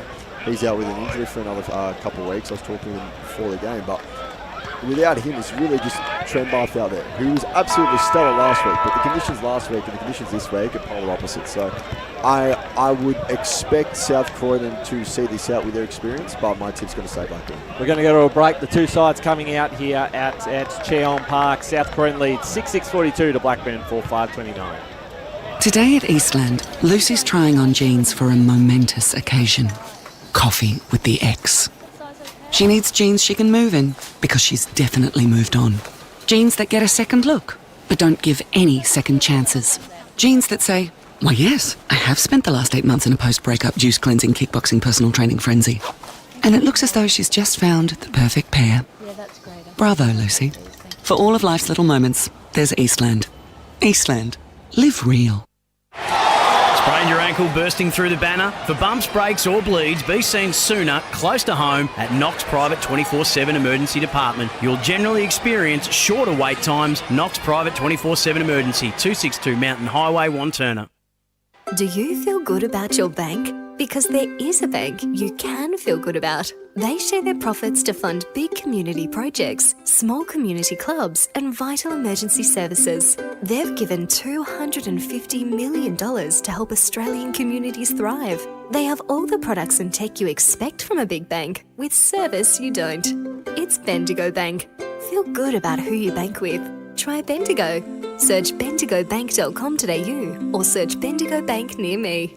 Tobin Brothers Funerals wear their heart on their sleeve. Their clear and easy-to-use website and Memory Maker app make it easy for families to make an informed decision. Here's James McLeod, Managing Director of Tobin Brothers Funerals. There's no mystery about our pricing. It is clearly displayed on our website and our app. We have staff standing by 24 hours a day, every day of the year to assist you in your absolute time of need. Visit tobinbrothers.com.au. Tobin Brothers Funerals, celebrating lives. There are only 3 things that should be flushed down your toilet: pee, poo and paper. Some wet wipes and antibacterial wipes say that you can flush them, but you can't.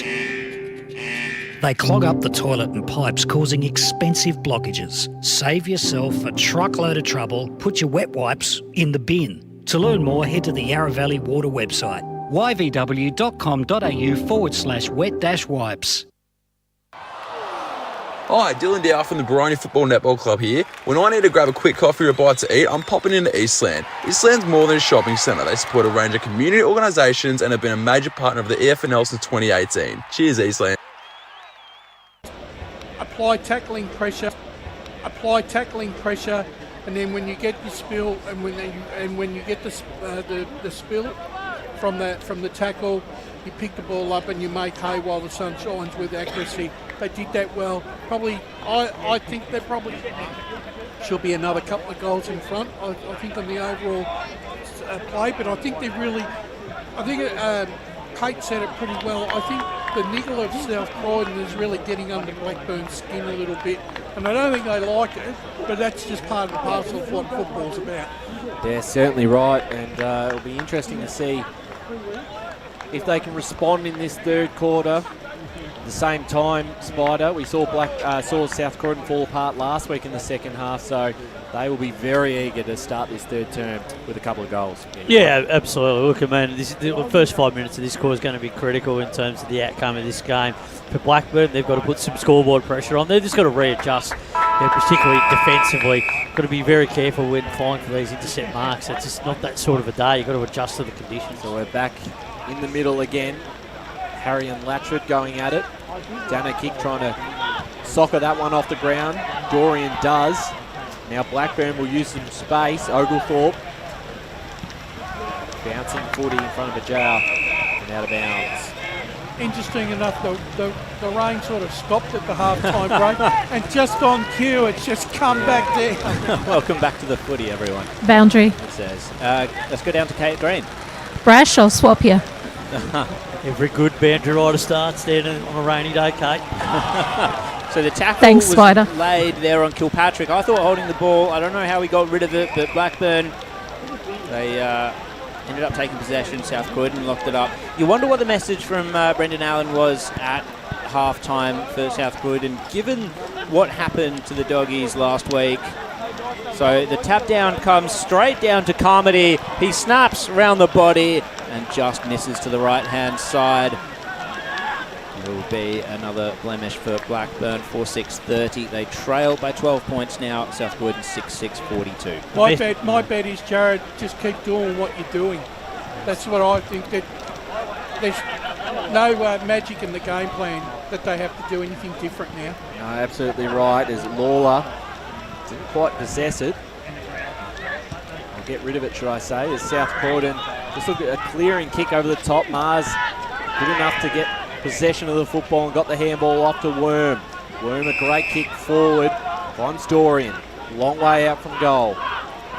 There's nothing direct in front of him. Andrew. He might just have to go long as far as he can towards a big pack of players. Latchford went up for it, couldn't take the mark, but knocked it down. Bajaya on the boundary line, bouncing ball over the other side of the goals, and it'll be a boundary throw as we go down to the boundary. Chris, Yeah, Kate Ainsworth just on that far side 50-metre arc was just down on his haunches for quite a while. Maybe copped a shot to the abdomen, but looks okay now. It's got to lock it in their forward half here, Blackburn. It's what they were not doing during that second quarter. It's what they were doing during the first. So they have it in them, definitely. But this time, South Croydon get the clearing kick. Contest at half forward for Blackburn. Good tackle laid, and now it's back inside forward 50 through a handball from Ainsworth. Yet another contest. Bending downwards, Jet Latchford under his legs. And Paddy Lawler had a shot at goal from that scoop up, but it was yet another blemish. 4:7:31. South Croydon 6:6:42. Nearly 3 minutes gone in this third quarter. So you better eat your chips, Jared, before the seagulls get to them. I know, they smell good in the box at the moment. I will finish them if you don't. Giving this mute button a bit of a workout. There you go. George will clear this out of defence, looking for Latchford. And this is where they've been good at this level. Socket off the ground is Kilpatrick. Just gaining some territory, and that could be, I mean, that's as deliberate as you can get, but it'll be a boundary throw in. That soccer off the ground. To the side is it's all about meterage. So there's not sure what happened in front of us. I think someone slipped over. And you've got to be careful of this. Even the kid knew it was about to happen. He said so. Isn't it amazing how we always laugh at other people's misfortune? I feel for the poor kid though, Brash. We'll get a ball up about 60 out from Blackburn's goals. At the moment, 3 coming up to 4 minutes in this third quarter. Blackburn doing all the attacking early, but yet to register a goal. High up and under kick underneath this. South Croydon couldn't quite control it, Marshall. Follows up a tackle on Carmody and has been rewarded with a free kick. So in defence, they'll maintain possession of the football. Bandaged up Dylan Marshall will go back to the goal square. And Matt George kicks it onto right half forward. Liam Cox is going to go for a bit of a jog. Has the handball option over the top. Tim Tagg, oh no. That was a bit of a break in the chain there as he fumbled the handball over the boundary line. They were out, or at least they were running in waves with South Croydon as they like to do. So Blackburn perhaps a bit of a reprieve as the territory was about to go the Bulldogs' way. Jet Latchford palms it down. The kick from Kilpatrick was smothered. Dano King nearly made up for it. Had to tackle Ainsworth though, who ended up being tackled by 2. Centre of the ground, another ball up. I've been really impressed with the gang tackling of South Croydon this afternoon. All about effort today. Pat Lawler, well, he just sort of got the ball slip out of his hands and onto the boot. The kick was smothered. Kilpatrick fumbled it. Blackburn got the kick away. Dan King able to get the handball over his head. Kilpatrick now. Oh, they were just about out again, but getting in the way was Salmon. And he was caught holding the ball. Helleran to march forward, but has to be brought back behind the mark. So now a rush of blood is over. It's going to take a more considered kick. A long one inside forward 50 through the hands of Sheridan. Tackle laid by Wilson. They do stick, don't they? Ball up. And that's the one thing that South Croydon forward 50 players have done well all afternoon is their tackling. Now this time Ma steals a march on the Doggies' defence. Spills off hands from the kick. Oglethorpe, this was Charlie, kicks it for territory. Open forward line for Blackburn. A couple of 1v1s now. South Croydon were first to it through Dylan Marshall. Paddling it forward was Van Dam. Now Dan King continues that trend. Oh, overrunning it was Sheridan. Good hip and shoulder by Oglethorpe. It allows Salmon to get clear possession. He fumbled it. Kick from South Croydon was punched over the line by Ma. And we'll have a boundary throw in front of the Doggies' dugout. So 6.5 minutes gone, third term. And the Bendigo Bank scoreboard. 11-point lead to the Dogs. Thanks for joining us on Radio Eastern 98.1 FM or our Facebook and YouTube streams. Let us know where you're tuning in from this afternoon. Here's Wicks for the Dogs. The handball off to McKernan under a lot of pressure. And he threw it, so Ainsworth, the skipper of Blackburn, will take possession of the football. It's a 1-on-3 for Dorian. A lot of work for him to do. Kilpatrick ended up with the footy, but off the side of the boot, out of bounds on the full. So Blackburn get away with one there. Take the kick now is Curran. Or in fact, he'll be going back to Dorian. So a long way out from goal. He's got to try and hit someone up here. Well, they're able to do so. Will Oglethorpe. He's actually played on there at Oglethorpe. Yeah, potentially giving him the benefit of the doubt as the umpires. He goes towards Harry. Couldn't quite take the mark. Kick forward. Out the back is Stoddard. Gets past one. Snaps it on the left. Blackburn with their fifth. 5-7-37 to South Croydon 6-6-42. 7 coming up to 8 minutes gone third term on the Bendigo Bank scoreboard, and a much needed one for Blackburn because they've dominated the territory in this third quarter. Yeah, Really? they have, haven't they, Brush? They haven't really. He hasn't been cited much since the first quarter, Stoddard. No, he's been very quiet, but on that occasion was able to get on the end of one. Dorian was a part of that passenger play as well. So if their prime moves can get control of this game, they might be able to make some inroads this quarter. Boundary. Well, let's go down to Kate Green. Just quickly, South Croydon's continuing with their niggling, but this quarter, Blackburn's not responding. So Stoddart kicked the first of the first half, now the first of the second half. Let's see if he can get onto the scoreboard a little bit more. Clearance went South Croydon's way this time. Liam Cox at the bottom of the pack. He's going to hold it in. Umpire will come in, corner of the square. Territory's gone South Croydon's way from that clearance. 5-point margin. Blackburn closing the gap. Yet another tackle. This time it's holding the ball and it's against Liam Shields, going the way of Billy Hicks. How does the ground open up in front of him?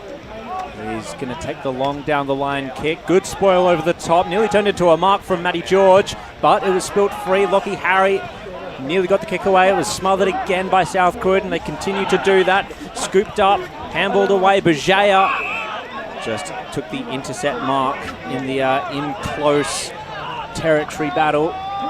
He's going to go forward. Spearing ball. I think he saw an option that he liked, and why not? But it was just out of the hands there. Yet more pressure by South Croydon. Now trying to run in waves, tapping it along the ground. Sheridan was hunting for it. No, beaten to it this time. Hubber. He just couldn't quite get the handball away. And this time South Croydon steal it again. Wilson led up. It's gone to the arc for South Croydon. Scooped up, however, by Curran. Gets the handball away to Marr. Yet another clearing kick for Blackburn. And the mark taken on the outer side by Hicks.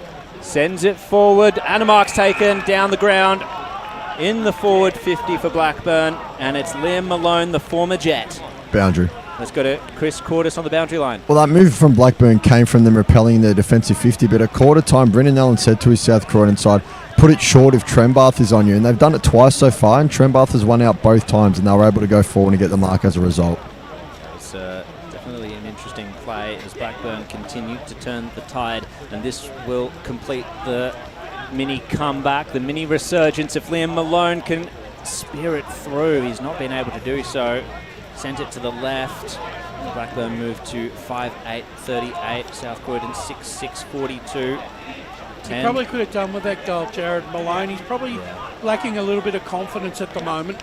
I'd say so. So Taylor, the kicking for South Croydon, just trying to gain some territory. It's going to come back. Worm, a high kick up and under there. Cumby's giving away the free kick. So Van Dam, the halfback for South Croydon, will take possession of the football. We'll look to use the corridor. The kick had to be perfect, and it was. It hit Kilpatrick on the chest, and now they're out towards the half-forward line. Mars there. Got a hand to it, but didn't take the mark. Almost gave away a free kick. Picked up quickly there by Sheridan, but it was out of bounds on the full. And Blackburn take the kick in from the back pocket, trailing this game by 4 points. But they've done all the attacking in this third quarter, the first 11 minutes. Free kick going in the direction of Blackburn too, so they're able to set up well. A long kick. If he can get out the back, there might be a chance. They've got all the numbers here, but Jaya got to run onto this one, couldn't pick it up. This time it's Matt George. Just gets the kick away and towards the middle ground. Plenty of blue jumpers. Shields is one of them. And he clears that ball out to Mason Helleran on the wing. Looks to play on right away. The kick forward was in aim of Sheridan. Blackburn get back and hold this one up. 6-6 plays 5-8, 12 and a half minutes gone third term. 4 point South Croydon lead, but Blackburn are coming. So a couple of second string ruckmen go at it. Wilson nearly took it out against Malone. Hunting for it at ground level was Bajaya, but copped a heavy knock by Shields, who claimed the ball for himself and ended up tackled. Ball up. I think our man Ray Beard wants a permanent gig at South Belgrave on home games, everyone. He reckons he's been treated like a legend at half times. So Latchford got the punch away, but Curran stopped it. His kick was smothered, fell to King. Scrambling for it was Cass at ground level, and he kicks a goal on the outside of the right. South Croydon get the reply.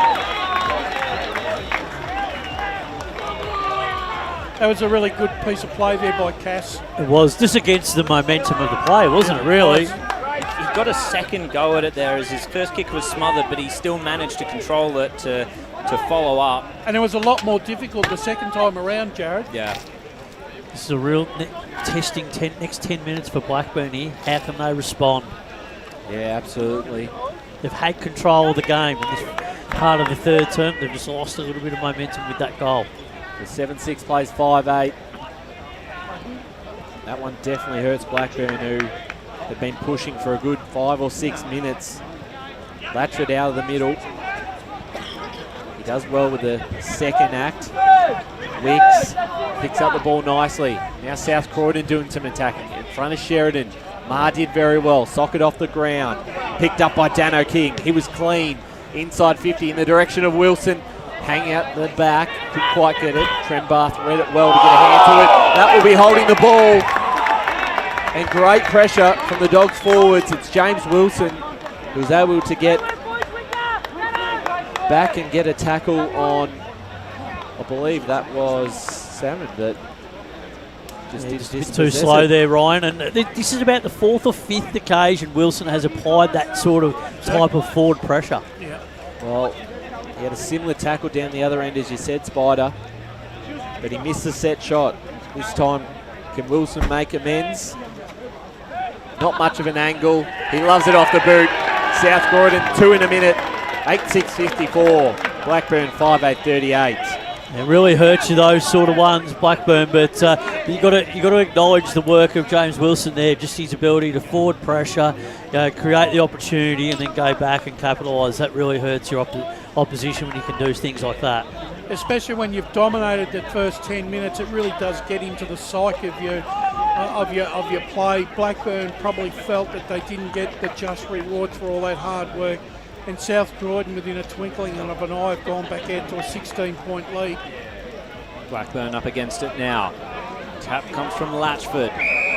Free kick. The free kick's been picked out. It's going to go the way of South Croydon, so they'll march it forward again. Takes a bit of distance, does Wicks. Inside forward 50. The fly came from Marotta. It's come to ground level, however. Yet another scrap, yet another ball up. Couldn't afford to leak another goal here, Blackburn, Spider. A goal here would certainly put him right on the back foot. They'll be fighting too hard uphill if that happens. The pressure from South Croydon winning out once more. Ball up. They've worked so hard to keep that ball in their forward 50, South Croydon. Yeah, they've been tremendous. Yet another scrimmage at ground level. Who can win this one? Harry just got the ball into space somehow. Philocatides got the clearing kick, but it's going to come right back in the hands of Taylor. Takes a step, saw a man just as an outlet there on the outer side. It's Tom Hardstaff. Got a goal already in the game. He's going to line it up towards the top of the goal square. It comes off hands. Sheridan just dropped it. Got the handball away yet again. Jaden Cass for his second. No, it's gone too far wide. And the mark's been taken by Cooper Trembath. Thought just over the line for a behind, in fact. So Blackburn to bring it in. 8-7-55, plays 5-8-38. Coming up to the 17th minute mark of this third term. The mark was dropped in defence there by Oglethorpe. Under a lot of pressure now is Curran. Did he get rid of it? They've got to clear this one out. A chance now for Oglethorpe to make up for it. Clearing kick out of defence. They're under a lot of pressure at the moment. Running in there was Spencer. Latchford tackled this time by Charlie Oglethorpe. And there's Will Oglethorpe again with his hands on the footy, but that ball clearly very slippery out there. That's a mark he would take on any other occasion. But they're just playing the conditions perfectly here, South Croydon. Well, they've got them right where they want them. The kick from Lawler was smothered. Still ends up with the footy on the rebound. Down he goes in the direction of Wood. Again in defence. They've done really nicely here. The handball was good by Van Dam. Got it going forward to McKernan. They try and link up through the middle of the ground. They've got all the numbers around here. Bouncing footy in the front of Hardstaff. Put his head over the ball. Not a high free kick. We'll get a ball up, but South Croydon have all the answers at the moment. 18 minutes gone third term. 17-point lead for the Doggies. And there's no signs of a second half fade out this week with the way they've been able to respond to Blackburn's questions early in the third quarter, and Oglethorpe almost gave away a free kick. Tell you what, I reckon they're only another goal away, South Croydon, nearly putting this game to bed, because I can't see Blackburn at the moment scoring 5 goals to win this game. From the scrimmage, clever little kick forward by South Croydon, running onto it, however, was Blackburn. That was Ben Warm for them. They are under so much pressure. They're back 6, Blackburn. Yep. They just got no idea at the moment how to cover this pressure. Back into play. Good punch by Harry, but it was straight down to Kilpatrick. He in turn got a punch to Philactides. His kick was intercepted by Latchford though. Out to Aldous. Into the pocket. Wilson was the target. Fumbling at ground level was Hardstaff. Actually got a clean handball away to Wilson inside the centre of the forward 50 for South Croydon, but the kick was marked by Will Oglethorpe. He'll switch up the ground. Going for a jog there is Warm. Has the handball option. And another kick down to the wing. Marked by Jarrah Salmon. Handball option. Working his way out was Stoddard. Inside 50, Wood came over the top. The ball went over his head. Oglethorpe with a little tap. Bulldogs defence holding out, however. It was a shallow entry, and Bulldogs will rebound through Sheridan. And now Aldous with the chase. Upends Will Oglethorpe, and they see it over the boundary line. And the defence, the Bulldogs, it's standing very firm at the moment. Sheridan, George, Elms doing some really good work. See, another opportunity there really for Blackburn's gone begging. It wasn't a deep entry, and it wasn't a particularly clean one either, as Kilpatrick got the hands away from ground level, so the kick now will rebound. Good mark. Given the intercept by Aaron Curran. It was a great intercept mark. It's what Blackburn needs to see a little bit more of.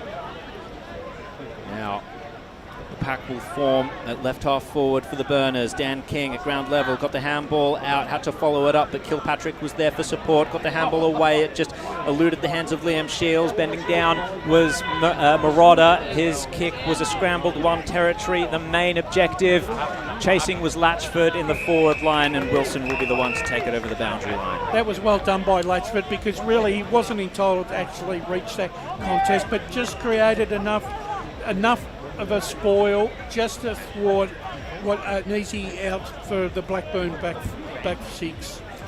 The boundary throw-in comes in. Harry beats out Marauder. Lawler out of that clearance. Moving it forward again there. It's Van Dam. He's been really impressive this afternoon. No mark taken in South Croydon's forward half. So Blackburn just once again go where they've come from. Slam it on the boot. Here's Wood to the middle of the ground. There is no one back there. Standing underneath this, the mark is taken for South Croydon, and they've been able to do really well in this quarter to hold up. Marshall's kick off to Taylor. He's been good, Taylor. He's done his role well coming into the side, a late inclusion. Finds Marauder. Marauder centre wing in the direction of Wilson. He's in front position, well defended from behind, spoiling that out of bounds. Marauder's definitely working up and down the ground a lot more than what he did in that round 1, and he's reaping the benefits from that. Certainly right, as boundary. We'll go down the boundary to Kate Green. Lights are on, and Blackburn looks to be having their heads kind of down. They're not heads up, still going for the consecutive second efforts. Well, Shields' kick is in the direction of Wilson. Couldn't quite hit him on the chest. But as you said, Kate, they've got to find a way to get one back before three-quarter time, because at the moment it's all South Croydon. Punch forward, Bajaya. Stolen by Shields. Shields spinning around, right boot forward, no mark taken, ball hits the deck. This is where they're really good. Again, the pressure from Wilson. Over the top is Sheridan. Did he cop one high? The kick free forward kick. is a free kick, and it is a Blackburn free kick in defence. So it's coming back. And it's going to Philoctides. He's got the man on the outer side. Will Oglethorpe wheels onto his right, kicks onto the wing. Uncontested mark, but a great chase down tackle by South Croydon. Horsnail knows what he did wrong because he let Liam Shields in. No awareness that he was there. And the former AFL star stops the march for Blackburn. Having a big say in this game this afternoon, Liam Shields. So his kick was aimed for Sheridan. Wilson, sorry, it wasn't Wilson, it was Marotta who came over the top. Spills back out to him. Wilson in a one-on-one against Trembath. Trembath, good use of the body, put himself in front. Oh, kick off the ground for South Croydon, however. And it's just gone through for a point. They are pressing South Croydon. It's a real threatening look here for Blackburn. On the ropes here, Blackburn. South Croydon are at 8:56, Blackburn 5:8:38. We're deep in red time now, 24 minutes gone. Well, the 18-point lead feels more like a 4 to 5 goal lead due to the conditions. A short kick forward, finds Cox. They're going to go inside 50 again. Wilson in front position. Trempath with the spoil from behind. The clearing kick falls into the hands of Dano King, who's also played his role really well, loves these conditions. He's been very clean with the football. King. Big pack of plays to fly at this one. No surprise that there was going to be no mark out of that. Spoiled over the line. And out at South Belgrave Reserve, Recreation Reserve, I think you've got a score, Brash. Yeah, South Belgrave 8-9-57, leading Beaconsfield 7-3-45. Apparently the rain has stopped. Well, we'll see how long that holds up for. Here at the moment, it looks like it's actually slowed down a little bit. So we get a ball up back in the middle, coming up to the 25-minute mark of this third term. So Blackburn probably need this clearance to go their way. It will through Stoddart, who's worked his way a little bit back into the game. But, good job by Van Dam. Just beat his man at the one-on-one contest. Chain of handballs ends with Marshall. His kick is going to find Liam Cox. He was in space, but that space shut down very, very quickly because of Apple. Mackenzie Dorian's handball was smothered by Marshall. They retain possession, however, Blackburn. The kicking, bouncing ball by Carmody. It's going to find Malone, and he's going to kick the goal. Blackburn, they might have a saviour up forward yet. Well, timely. They just needed one back before three-quarter time. It was a good chain of play by Blackburn there. Dorian involved once again. And in the end, they were able to get that goal, and that's a much-needed one. So a 12-point lead to South Croydon, approaching three-quarter time. Any goal either way will be vital in the context of this game. And as we said, when you consider, Spy, that at a minute ago, again, Shields, his kick was smothered. And Blackburn will reap the rewards going forward. Picked up this time by Kilpatrick, though, over the top to Cox, who's been involved a lot in this quarter. Looking for Hellerin. Doing well there was Worm. Got the tap forward. Harry on the right boot. Well done, he's found the target. Inside 50 is Malone. They'll be having a go, Liam. Well, as he should. He's probably about 40, 45 metres out. He played a 15-minute purple patch in the grand final 2 years ago for Heathmont, where he kicked 3 goals, and he showed his true worth. He kicks a mean goal, this boy. So Malone comes in, about 45 metres out. The kick's going to fade to the right. So a minor score, let off for South Croydon. Blackburn moved to 6-9-45 to South Croydon. Just when I wrapped him up. Just sends a bit of a spark, though, for Boundary Blackburn at the moment, though. Let's go to Kate Green, boundary side.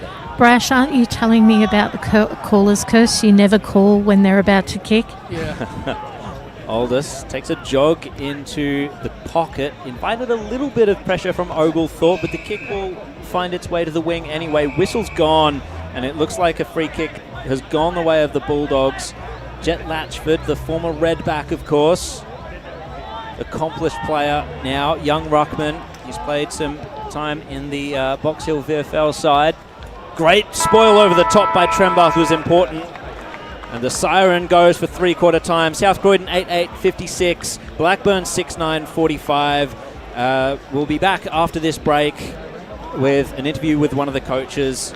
Don't go anywhere. As Sarah opened her best friend Jackie's wedding invitation, she was overcome with a wave of emotion. While her two young boys wrestled on the floor, tears of happiness rolled down Sarah's cheeks as she saw the words she'd been longing to see. Please note, this wedding will be a child-free event. Well, Sarah, looks like we're off to Eastland for a new frock and some heels. Let's book in that babysitter. For all of life's little moments, there's Eastland. Eastland. Live real. At Yarra Valley Water, we know reducing your shower time, or show time, to 4 minutes can save you an average of $200 a year on water and energy bills. Shower shorter. Save water.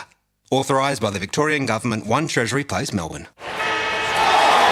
Sprained your ankle, bursting through the banner? Broke a finger, high-fiving the ruckman? Or did you run into the goal post again? For bumps, breaks or bleeds, be seen sooner, close to home at Knox Private 24/7 Emergency Department. The preferred provider of emergency care to the Eastern Football Netball League, you'll generally experience shorter wait times. You don't need private health, but there is an out-of-pocket fee. Be seen sooner, close to home at Knox Private 24/7 Emergency Department, 262 Mountain Highway, Wantirna. Do you feel good about your bank? Because there is a bank you can feel good about. They share their profits to fund big community projects, small community clubs, and vital emergency services. They've given $250 million to help Australian communities thrive. They have all the products and tech you expect from a big bank, with service you don't. It's Bendigo Bank. Feel good about who you bank with. Try Bendigo. Search bendigobank.com.au or search Bendigo Bank near me. The first time I met the team at Tobin Brothers Funerals, I felt like I'd known them for years. They're so caring, honest and passionate. James McLeod, Managing Director of Tobin Brothers Funerals, sums it up best when he says, "Every day our people get out of bed to assist client families in their absolute time of need. Our people love what they do, and you will not find a more highly trained group of people than those at Tobin Brothers." Visit tobinbrothers.com.au. Tobin Brothers Funerals, celebrating lives. Hi, I'm Ben Desson from Montrose Football Netball Club, and when I need a new kit for a night out, I head over to Eastland. But Eastland is more than a shopping centre. They support a range of community organisations and have been major partners of the Eastern Football Netball League since 2018. Thanks, Eastland. You are listening to Radio Eastern FM 98.1. With live and exclusive coverage of the EFNL football season, bringing you the match of the day with score updates from all divisions. And now we cross to our commentary team for the Radio Eastern 98.1 Match of the Day coverage. Welcome back to Cheong Park. Three-quarter time here in this ANZAC Day clash between South Croydon and Blackburn, and it is the Doggies leading 8-8-56 to 6-9-45 Blackburn. Really impressive game from them in tough conditions. We've also got a few games around the grounds as well. East Ringwood, Mitcham about to start out. East Ringwood reserves. South Belgrave a current 12-point lead over Beaconsfield. Kilsyth Warrandyte also in action. We'll keep you updated with that score soon. We are going to hear from Anthony Fagan in just a moment with Chris Cordes down on the boundary side. But Spider, Brash, how did you see that third term? Blackburn a lot better in patches, but not quite enough to really put themselves in a or in front or in a winnable position just yet. For 23 minutes of that quarter, it was all South Croydon, and then all of a sudden, just the last 5 minutes, Blackburn with that goal. They just got a couple of important 50s with a little bit of momentum to bring it back to 11 points, Spider. It could have easily been 24. Well, they're looking like they were going to be facing a bit of a margin at three-quarter time, but look, they're in the game. Now they've got to try and see whether they can just grind this out and find a way to get over the line. That's what Anthony Fagan will be asking his players. Find a way. This is where you've got to really step above it and play this whole quarter out, get the first goal of the quarter, try and get some momentum. Yeah, look, they probably need the first goal of Blackburn, because I think, Jared, momentum is really going to be important in the opening 10 minutes of this last quarter for both sides. Absolutely. I feel like there are a few players for Blackburn who just aren't enjoying the conditions based on their form last week. We've got Bajaya. I don't think he's necessarily replicating that performance. Philiptides as well. Do you reckon the skipper's struggling a bit? Yeah, Answorth, there was another one that I was Well, they've been physical about. with him. Yeah, I think they've really worried him out of patches of the game. He's too good a player to stand down for the whole 4 quarters, but yeah, it really has taken something away from the Burners. Mackenzie Dorian as well. I mean, he's been good in patches, but again, another one who might be struggling out there in the wet. Yeah, they just haven't adjusted to the way that they needed to play here today in the conditions. They've tried to play dry weather playing in the wet conditions. Chris? Boys and down here with Blackburn coach Anthony Fagan. Anthony came out a lot stronger in that third quarter. How did you see it? Yeah, naturally in these conditions it's really, so I thought our intent around the ball was much better. Stepping in around contest, getting our hands dirty, and our pressure was better. So good growth for us there. Disappointing they got a couple of goals against the flow, I thought, and we didn't quite execute late. So we've got to make sure we get some speed on the game and really challenge them in this part of the quarter. And you mentioned in the huddle you want to be a lot more aggressive in this fourth. What's the key to hitting the scoreboard and winning the game? Yeah, absolutely. We're going to go out there and we're going to win the game of footy. So we'll throw a few different things at them, but we've got to make sure we get some speed on the ball, try and come back through the corridor, and we've got to get some deep entries and go and score off the back of that. And Coach, all the best. Thank you. Thanks there to Chris Cordis. Down on the ground level with Anthony Fagan. Spider? That is the key, what Anthony Fagan just said.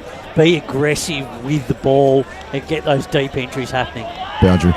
And back down to Chris. Just another couple of magnets moved around, guys. He said Philiptides Nathan was going to be a more aggressive halfback and Epples going on to the wing. Thanks there, doing a great job. Down at ground level, we've got Boundary. Kate Green also down at boundary, who was at the South Croydon huddle. Kate? Coach just said it's time to roll your sleeves up and finish this off. Be aware of the stoppages and just basically body up on your opposition and straight line, head over the ball, and just let's finish it. Thank you, Kate. That's what wet weather footy's all about, Ryan. Yeah, absolutely right. And Jared? Dan King's the only one with sleeves, and I don't see them rolled up there as he just appears on camera for a second. So South Croydon nearly got the clearance. Clever kick off the ground, however, for Blackburn to try and repel. Dan King, the man I was just talking about, draws the high free kick from Hicks. He will send South Croydon on their first foray forward for the fourth quarter. Into the pocket, scooped up at ground level and taken to ground. I think that was Marotta. Sorry, no, that's Sheridan, and it'll be a ball up. Just a shallow entry into the pocket for South Croydon at the moment. Marotta will take this ruck contest, but Harry just stole it. His kick wasn't the required distance as Kilpatrick cut it off. Ended up in a tackle laid by Riley Stoddart. Have to admit, Kilpatrick's really led from the front this afternoon for South Croydon. He's got in and under when he's had to. His physical work has been exceptional, but ball in hand stuff has been also good. Stoddart roved the clearance, clean handball to Philiptides. His kick meets a contest. At ground level was Oglethorpe shoveling it out inboard. They're not finding space though, Blackburn at the moment. Kilpatrick was the stopper. His kick goes forward and it's going to trickle over the boundary line. The one thing that Blackburn can't afford to do is panic and try and invent space that is not there for them to move forward. They've got to play the game on the way that the ball is presenting itself and try and not get too cute. They've got to be direct, but they've also can't afford to be too defensive. Yeah, I have to agree. So ball in, Harry shoved under it a little bit, so he didn't get the contact he wanted, but it's going to be roved by Will Oglethorpe anyway. His kick's going to be a one-on-one contest. Charlie Oglethorpe, well, he saw it go out the back, and it ended up with Horsnail. The chase is on inside Blackburn's forward 50. Malone's got 2 to beat. The ball beat them all to the goal line, and it was just the one behind to open the scoring for the Burners in this final quarter. They're certainly looking for the first goal of this final term. 2 minutes in on the Bendigo Bank scoreboard. 8-8 plays 6-10. The home side eager to get their first win of the season. Down the line it goes. The mark was not quite taken. Came off a few hands. Free kick's been awarded, going in the direction of Blackburn. So again, another chance as they go forward through Riley Winter. Towards a big pack of players out the back was Wood, slipped through his hands. They're doing well there was Eppel, snapped on the right boot, and that's the response they needed, Blackburn. First of the last quarter, 7-10, plays 8-8. With margin back to 4 points. Well, that's exactly what Anthony Fagan would have wanted from his team. But they created that goal because obviously they kept the ball inside their forward 50 and made sure that they got that stoppage. So really important. They kept it in, got the repeat entry, and in the end resulted in a goal. So that gives them a bit of confidence going into this last term. Boundary. Let's go down to Kate Green. Just quickly, that goal's also fired up their support crew. Yeah, the Blackburn Army who have come out. Hicks got the handball away. It was snaffled by Kilpatrick, who was wrapped up by Mackenzie Dorian, who's moved into the centre. Could be a good move, actually, Jared, just to get him into the game a bit more, actually into the middle of the ground. I have to agree. The slap it beat the Blackburn player, and the kick forward comes from Fasan. The intercept mark was taken really well by Riley Winter. Just slips at the wrong moment. The umpire was not forgiving at all. Cool play on, but Blackburn safe enough hands. Philip Tides at centre half back. Gets the chipping kick to Lawler. Those are safe hands. Gets the handball back to Philip Tides. Oh, the man on the mark was right onto that. And a great tackle laid by Balin Spencer, holding the ball. South Croydon to send it forward. Can they press the advantage? Dan King sees a man wider. It's Liam Shields. He's going to assess the options forward of the ball. He's a kick and a half from goal. He's not going to fancy himself. Kicks it into the pocket. Sees the man with space in front of him. What a kick that was. And it's marked by Wilson. It's going to be a hard angle to negotiate, however. Let's go to the scores with Brash. Three-quarter time up at Belgrave, South Belgrave. Lead 10-10-70, Beaconsfield 9-4-57. South Belgrave on top in that game. South Croydon here just to get one back in this final quarter to nullify the fast start that Blackburn had. James Wilson. Obviously a handy kick at goal at worst, but that was pushed across the face. Well, they got the best. Hands. They got the best of the scenarios afterwards, Jared. Yep, that's true. That is definitely true. They could snaffle a goal here. So boundary throw in. Marotta in front position over Harry. Down at ground level there is Helleran. Cass lays a tackle on Lawler. Free kick towards Blackburn. They'll play on straight away. Lawler down the wing it goes. Bouncing footy. They trail by 4 points. Well picked up by Wood. Got the handball away to Dorian. Dorian juggles it, lost it, and he has been pinged. Dylan Marshall, great tackle. He just booted that away. Jeez. And that's silly. He thought it was holding the man. Yeah, he thought it was he lost the ball before the call, and that's what they called it for. That is... Oh, it's a bit unlucky, huge but mistake. It is unlucky. That's a 25-metre penalty. No doubt about it. So now they go forward themselves, South Croydon. After the 25-metre penalty, that inside 50 just clears everyone's head and out of bounds. So a boundary throw in the pocket, 6 minutes gone, final term. It's 8-8-56 South Croydon, 7-10-52 Blackburn. Grandstand finish here at Cheong Park.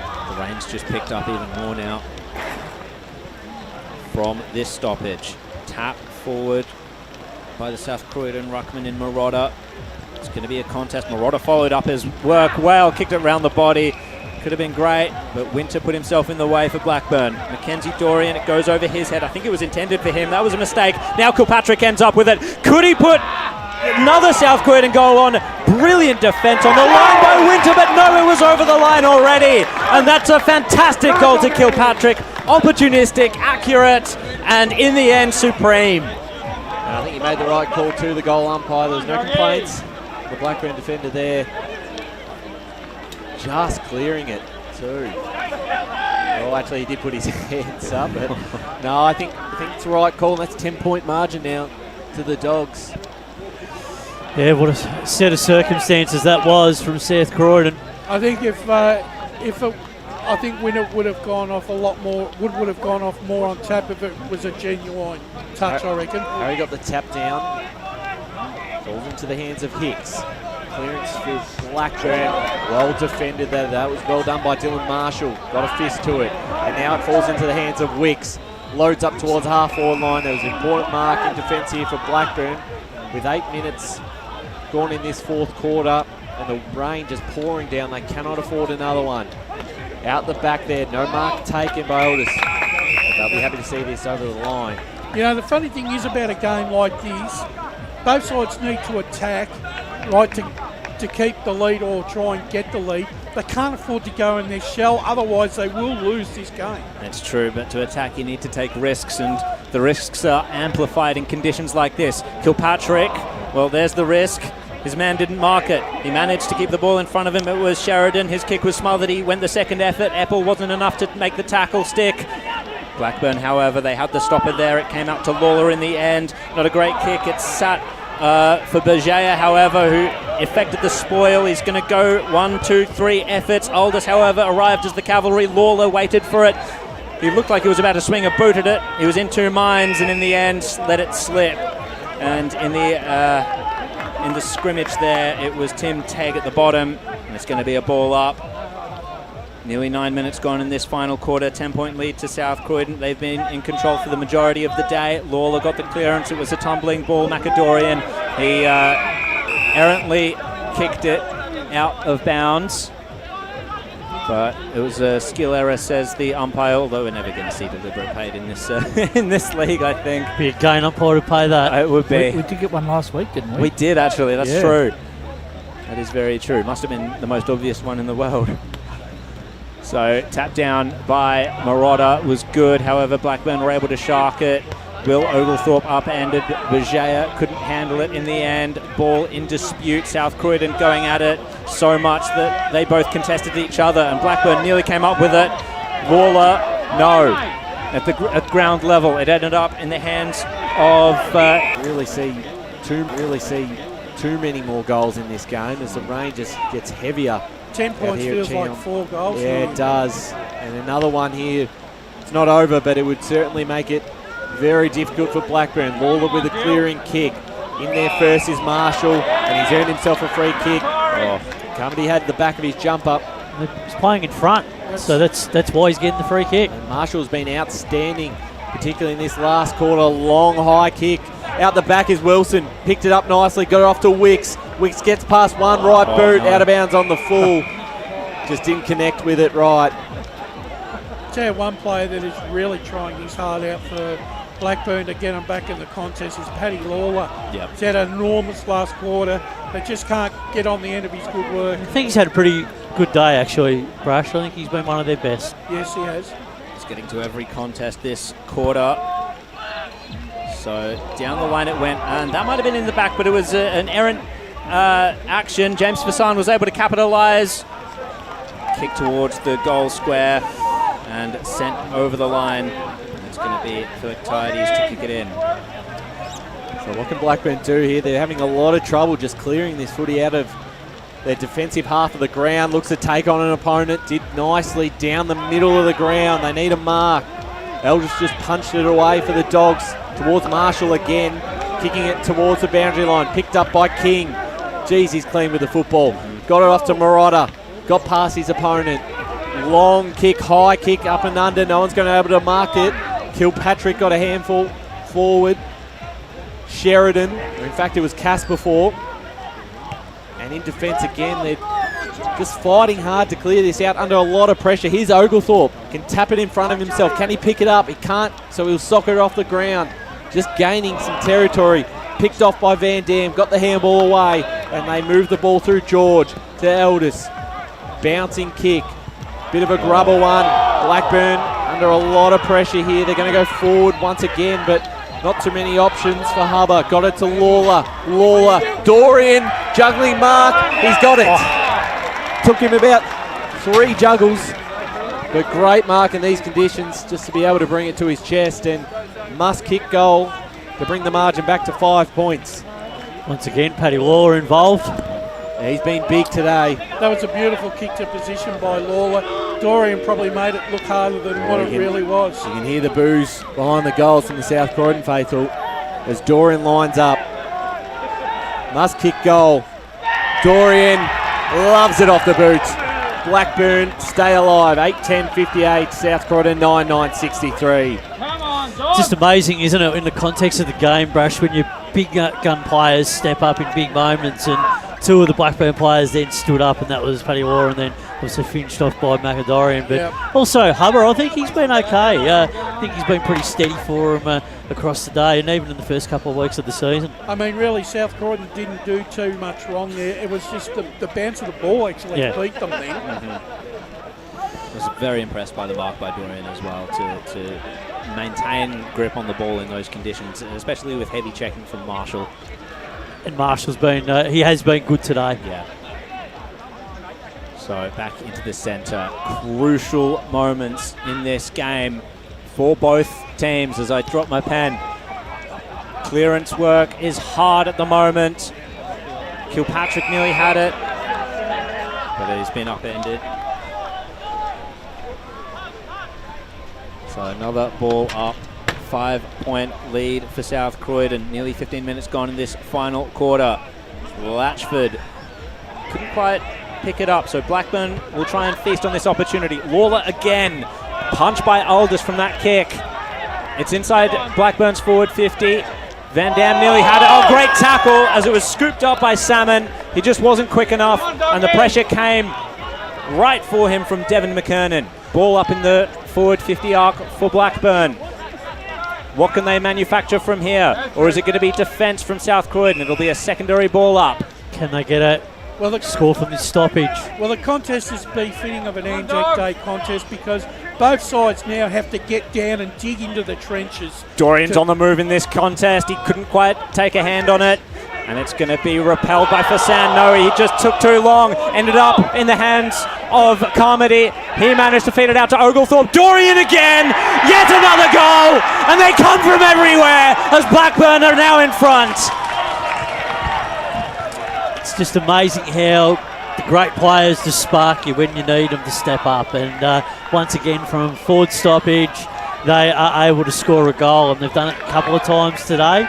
And they've just been able to create something out of nothing, and that's why they're in this game still. And Wiedemann did that last week, for the week before for Vermont. When they needed goals from their senior players, they step up to the plate, like you said, Spider. Well, now it's turn for South Croydon senior players to step up in the midfield. They've been brave today, they've been good, but they now trail by a point, so they've got to get moving. 16 and a half minutes gone last term. It's 9-10 plays 9-9. Blackburn leading by a point. Out the middle is Lawler. He's been huge. They'll look to go forward on the wing. Standing underneath that there was McKernan. Couldn't quite grab it. Picked up by Oglethorpe in a big tackle. Here's Harry. Long kick. It's a one-on-one. Out the front position. Who's going to get there first? Blackburn with the numbers. The quick handball. The shot on goal from Wood. Another one from Blackburn. 7-point lead. 10-10-70 to 9-9-63. And this game has turned on its head. Well, it's turned because of clearance and also the ability of the big guns stepping up, like Paddy Lawler stepping up, that clearance, immediate impact into forward 50, and then Wood finishing that off. That's just great football by Blackburn in these conditions to get their game going. Boundary. Let's go down to Kate Green on the boundary line. This quarter, the Blackburn faithful have been really, really loud, and I think their players on the field have actually responded to that because Blackburn supporters were quite quiet during the first three quarters. A team that famously travels well. As Daniel Wood said last week, it's like the 19th man on the field, and the 19th man is playing his part. This man's playing his part as well. It's Paddy Lawler out from the centre. Punch away from the defence there. Matt George is hurt from that effort, but it might have won them a bit of territory, and an inside 50 through Latchford. But a great intercept mark taken by Curran. Important stuff for the Burners in defence. Kick onto the wing. The flyer from South Croydon couldn't punch the ball. Bajaya at ground level trying to hammer the ball out. Maybe a tokenistic attempt as he knew he was wrapped up. Feels like they've got this offensive outside game running at the moment, Blackburn. They've finally managed to spark it in this final quarter, and how crucial has it been? Hubber out to Philoctides. They've got men out in the corridor. They're going to take on the corridor. It was Will Oglethorpe. Now to Charlie. More men out. South Croydon out on their feet at the moment as Lawler's found his way into space. The kick wasn't perfect. It's found Hicks, however. Handball over the top to Eppel. He's under major pressure, brought to ground. How did he handball that? He did not. It was a throw, and South Croydon dig their heels in. Yeah, that was a crucial tackle there by Taylor. Well, Taylor's short kick, it hasn't hit its target. It's not 15. Blackburn lay the pressure. Here's Hicks. Oh, the pressure is on now. It's 7 point in favour of Blackburn. The game, the momentum has just swung. Well, they've taken the game on Blackburn, Ryan, and I think that's the thing. They've been aggressive, like here they go said. again. It's a shot on goal. It's on another one. It is Oglethorpe. What a finish. And 11-10-76. Blackburn now lead South Croydon 9-9-63. They made something out of nothing. He's been good today, Will Oglethorpe, off that half-back line too. He's been giving them a lot of run, Brash, linking up, and he's done a lot of the hard yards, particularly in this second half, and he's been one of the catalysts in this game with the fight back, being able to give him that run, particularly in this last quarter. Chris Quarters is on the boundary line amongst the atmosphere. Yeah, just one thing I noticed when I was hanging around near the 3/4 time huddle for the Burners is one of the players, and I'm not sure who it was, but said, boys, what we waited all pre-season for, we can overrun these guys, and it's exactly what's happening now. That is absolutely what is happening. Will Oglethorpe, the goal kicker from just before, got it forward to the arc. Clearance game crucial. Clearance game being won by Blackburn. Paddy Lawler fed the handball out, and the pressure came again for Will Oglethorpe as South Croydon are not stopping the tackling pressure. Dev McKernan, that time it was. What have South Croydon got left now? They look like they're out on their feet here. Just eerily similar to that Mitch and Vermont game almost, isn't it, Rush? Yeah. It's interesting, isn't it? Just upended in the ruck contest was Harry, so Kilpatrick will get the clearance. It went over the head of Marr and Sheridan, so Jaden Cass will join the fray with a tackle. And he's wrapped it up. His man in defence there. They need the next goal. They need the next goal here, South Croydon. They need the next goal. Not a truer statement has been said today, I don't think. Brash, tap down, clearance, Dano King. Is he the man to do it? Is he the man to find someone up forward? Punch away, however, by Trembath into the pocket. He's tailing the boundary line, happy to see it over. So the stoppage will come for South Croydon in this, in their forward line. Boundary. 5-1 in this last quarter for brought back, so the umpire will ball it up. 22 minutes gone. Well, it was an 18-point margin just before three-quarter time. What a swing, Marotta out of the ruck, got it to Kilpatrick. Short kick forward, bit of a grubber. Down at ground level, here's Wiss, got to finish this one off. And on the left boot, it's a minor score. In saying that, that brings it back to an even 2-goal margin. 9-10-64 South Croydon, 11-10-76 Blackburn. So, game not over yet. Just shows you how important that goal Malone kicked in time on, just to give Blackburn in the contest. Has become. And Hicks kicking that that goal as well. Philoctides pushed it a little bit too wide for Wood, so it'll be another throw-in South Croydon's forward line. Time ticking away. And it goes again. Harry against Latchford. 0-0 draw. Who's going to get the secondary tap? It was for Blackburn. Oh, around the neck. And that's given away a free kick to the Burners, and they can clear their lines once more through Will Oglethorpe. Charlie Oglethorpe, mate. Charlie. Is it? Yeah, Will. It is Will. Thought it's good. One of the Oglethorpes. One of the ones with mullets out there. So the mark not quite taken down the line by Malone. Comes to ground level. South Croydon happy to wrap it up, try and push the stop button at the moment, stop the bleeding. They don't have long though, they have to attack, they have to score. That's not gaining them anything at the moment as Wicks sent it over the boundary line. How many goals have Blackburn kicked in this final quarter, Brash? Five goals. 5-1. What a turnaround here at Cheong Park. 23 coming up to 24 minutes gone, so not long left. It's an even 2-goal margin. Just the territory here will be massive for Blackburn. It's a long kick forward, bouncing ball. Who's going to get there first? South Croydon have got front position here. Tapping it forward, couldn't quite grab it. Hicks did. Put on the right boot. It's a one-on-one contest. They might be able to mark, not quite. Dangerous here. Taylor's underneath it. So's Oglethorpe. Out the back is Van Dam. Picks it up. Clearing kick out of defence is going to come right back as Blackburn have got all the numbers. Will Oglethorpe wrapped up in a tackle by Ellerin. And that he'll be holding the ball. Got to move quickly. And he's not been given the ball back, so he's been able to hold him up. Down and towards the middle of the ground. Blackburn with all the numbers. Mark not taken by Stoddard. Just getting his kick away in time was Hub up. And towards the middle, the corridor of the ground. Inside 50 they go. And all by himself. Couldn't quite take the mark. Carmody kept it in front of him. And game over. Oglethorpe runs into a goal.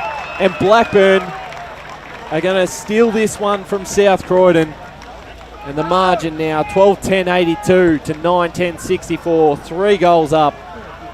And they're 6 for the final quarter, Spider. Yeah, it's the 6th goal, and that was just from a crippling turnover, wasn't it, really? But it was just one of those ones. Ball spills loose, comes out, but Carmody doing some really good work, and Oglethorpe, finishing it off. But, Blackburn haven't they just turned this game around on its ear in the this quarter, 6 goals. And but it's all come from clearance in the middle of the ground. Guys like Waller, Dorian, who have really set them alight in this quarter. Harry gets the tap down. Blackburn will be marching on to an ANZAC Day victory. Ball in dispute. Lawler, the man of the moment, I would say. However, it was turned over straight to Vassan, but he in turn turned it over as the intercept mark has been taken. They don't need to do anything stupid whatsoever here, Blackburn. No. Just play the boundary, play the lines. Lawler saw it slip through his hands and over the boundary line. We've taken that aggressive approach and it's paid off for them. They've taken the game on, and that's something they didn't do for the first couple of quarters of the game. They've also taken the corridor away from South Croydon. Correct. I think their team defence has been excellent. Whenever South Croydon have it on their half-back line, Blackburn know how to set up as it's worked its way into the corridor once again for Blackburn. However, it's South Croydon now there. Handball over the top from Taylor. Now it's found Sheridan. He's under a heap of trouble. Taylor's there to support on hands and knees. Gets a handball away to Fassan. He fumbles. He's looking pretty tired, isn't he? Tackled by Apple. Wrapped up and another ball up. And now it's Blackburn's time to apply the clamps. That ball would have run on for South Croydon about 20 minutes ago. Mm-hmm. Now it's not even the ball's going their way. And the pressure meter's gone up, and it's gone up in Blackburn's favour. Carmody, clean enough hands. Finds the looping handball out into space. Lawler was the man to take it. Needed a couple of efforts, but got the kick away.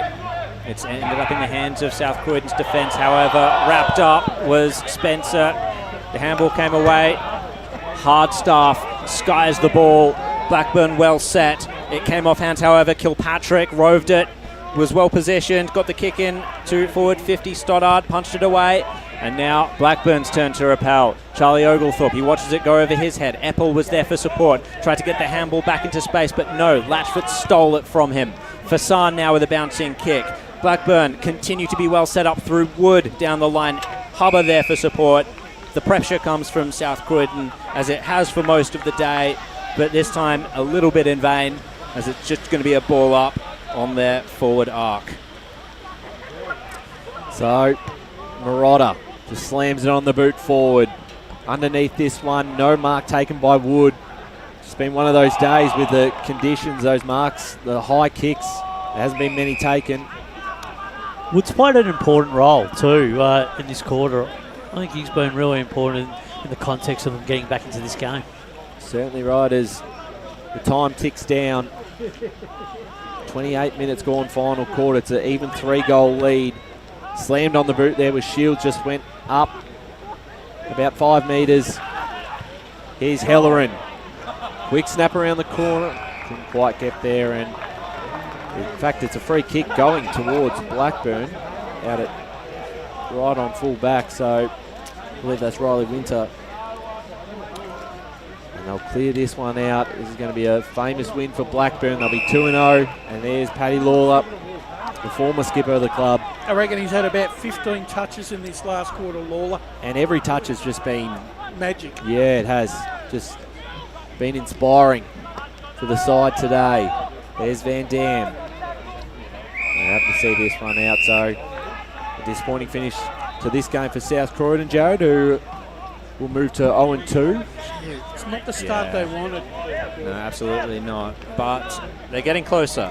Better performance today, despite this fade out. Well, their effort's been better. Yeah. So the blueprint might be there. Lawler kicks it off the ground, and it's going to be a throw-in. One of those eventually will be called for delivery. I know. But the thing is, maybe not in these conditions. The problem is what they lack, South Croydon, is they lack someone that can take the game by the throat, like Blackburn have got, and to carry them through, because they don't have that player. Yeah, they don't have that X Factor class. Yeah, no, that's very true. And there goes the siren. Famous win for Blackburn on ANZAC Day. The Burners get their second win on the board. And what a turnaround it was in the last quarter. It was a different side out there, it seemed, the Burners. And they win 12-10-82 to South Croydon 9-9-63. Yeah, well, what can you say? I mean, look, at the end of the day, Blackburn, all good sides, sometimes I think they probably struggled with the conditions in the first three quarters.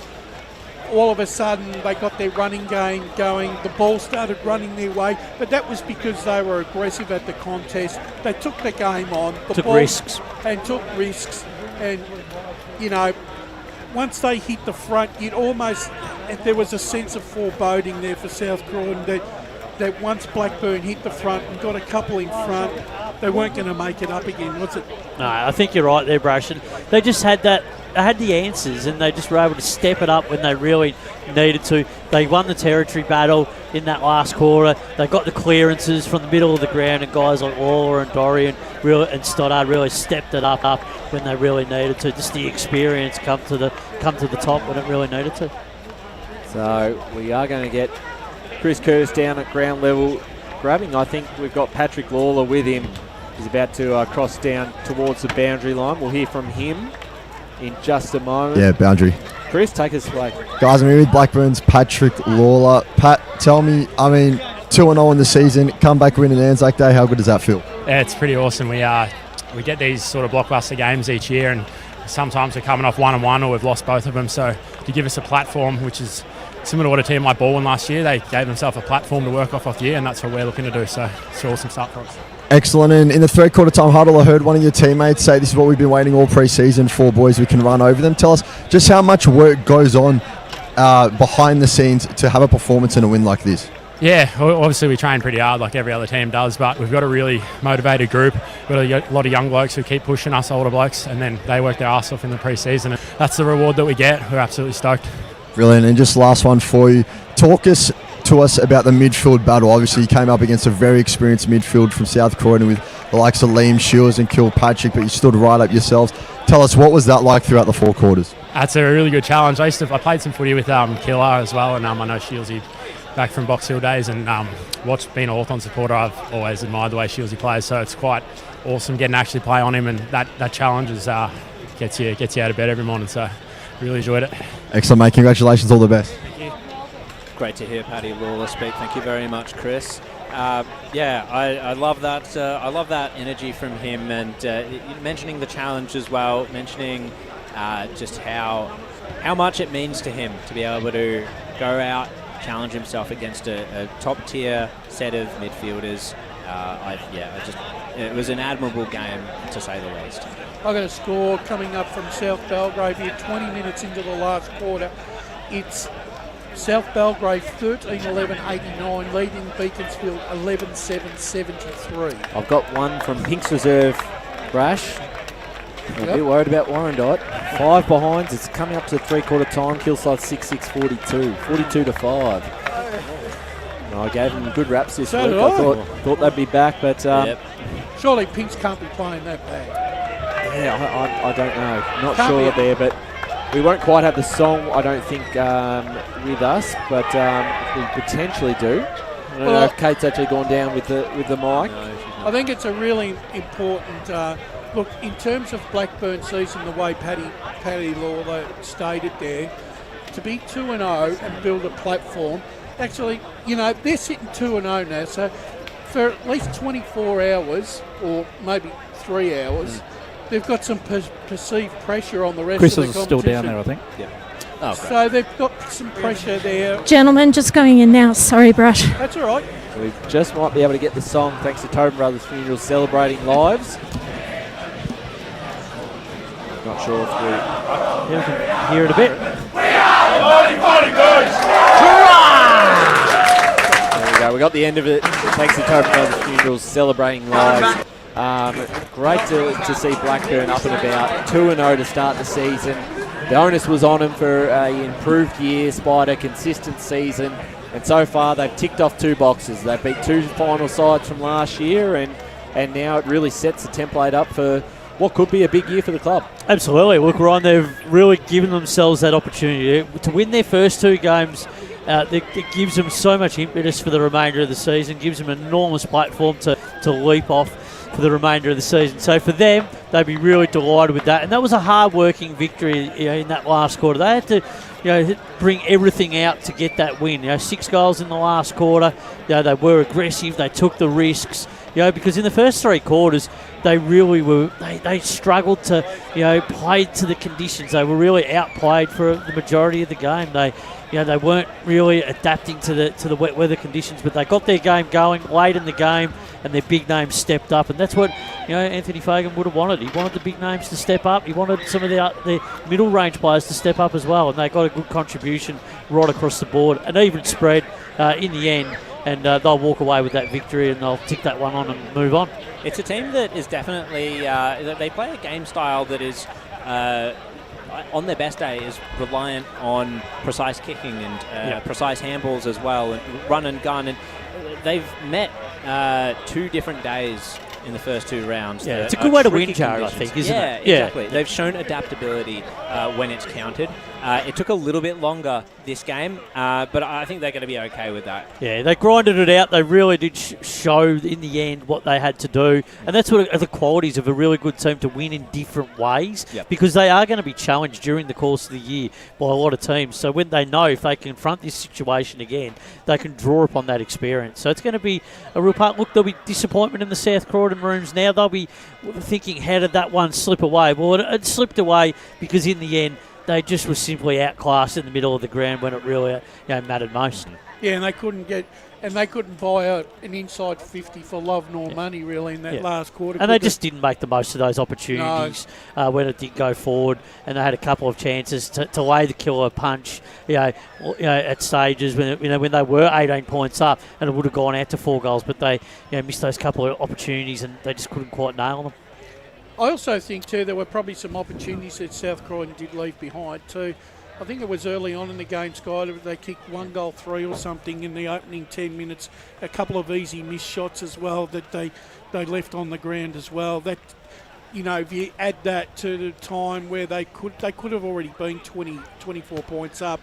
And if that ball goes through the goal there, they're probably looking at 30-point margin, and probably Blackburn talk of coming back would have been a hard call, but I just sort of feel like that, like you said, I think it comes down to the fact that if you don't have a match winner in your side that can turn the game in your favour when you need them to do it, you're going to struggle, and this is where they miss out. They don't, They 2 years ago they had match winners. They had Max King and they had Matt Jones.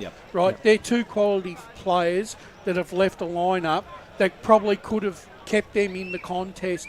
But now we're at the stage where they don't have those 2 anymore, and the players that they've got below them, they haven't got one. They haven't got a player that can, that can take a big mark in a last quarter.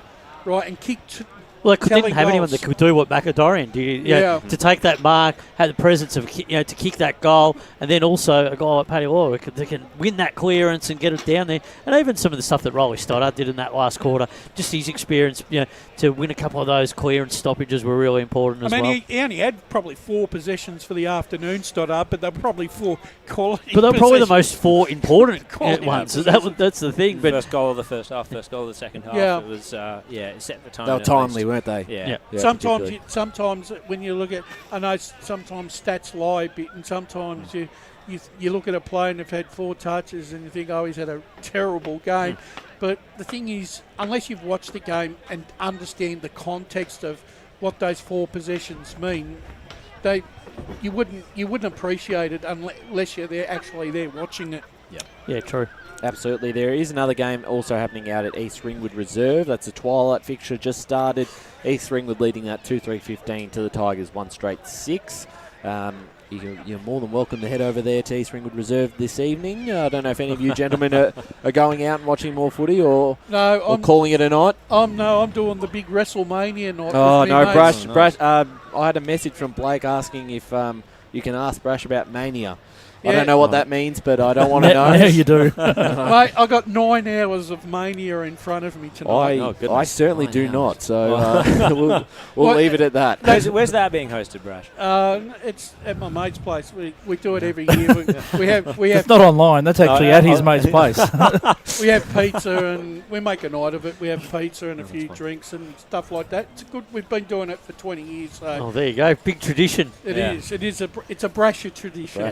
I'm heading into Amy Park to watch the mighty Melbourne Storm take on the Rabbitohs. Bellamy versus Wayne Bennett. Always a fascinating encounter. And Chris, you're off to play soccer tonight.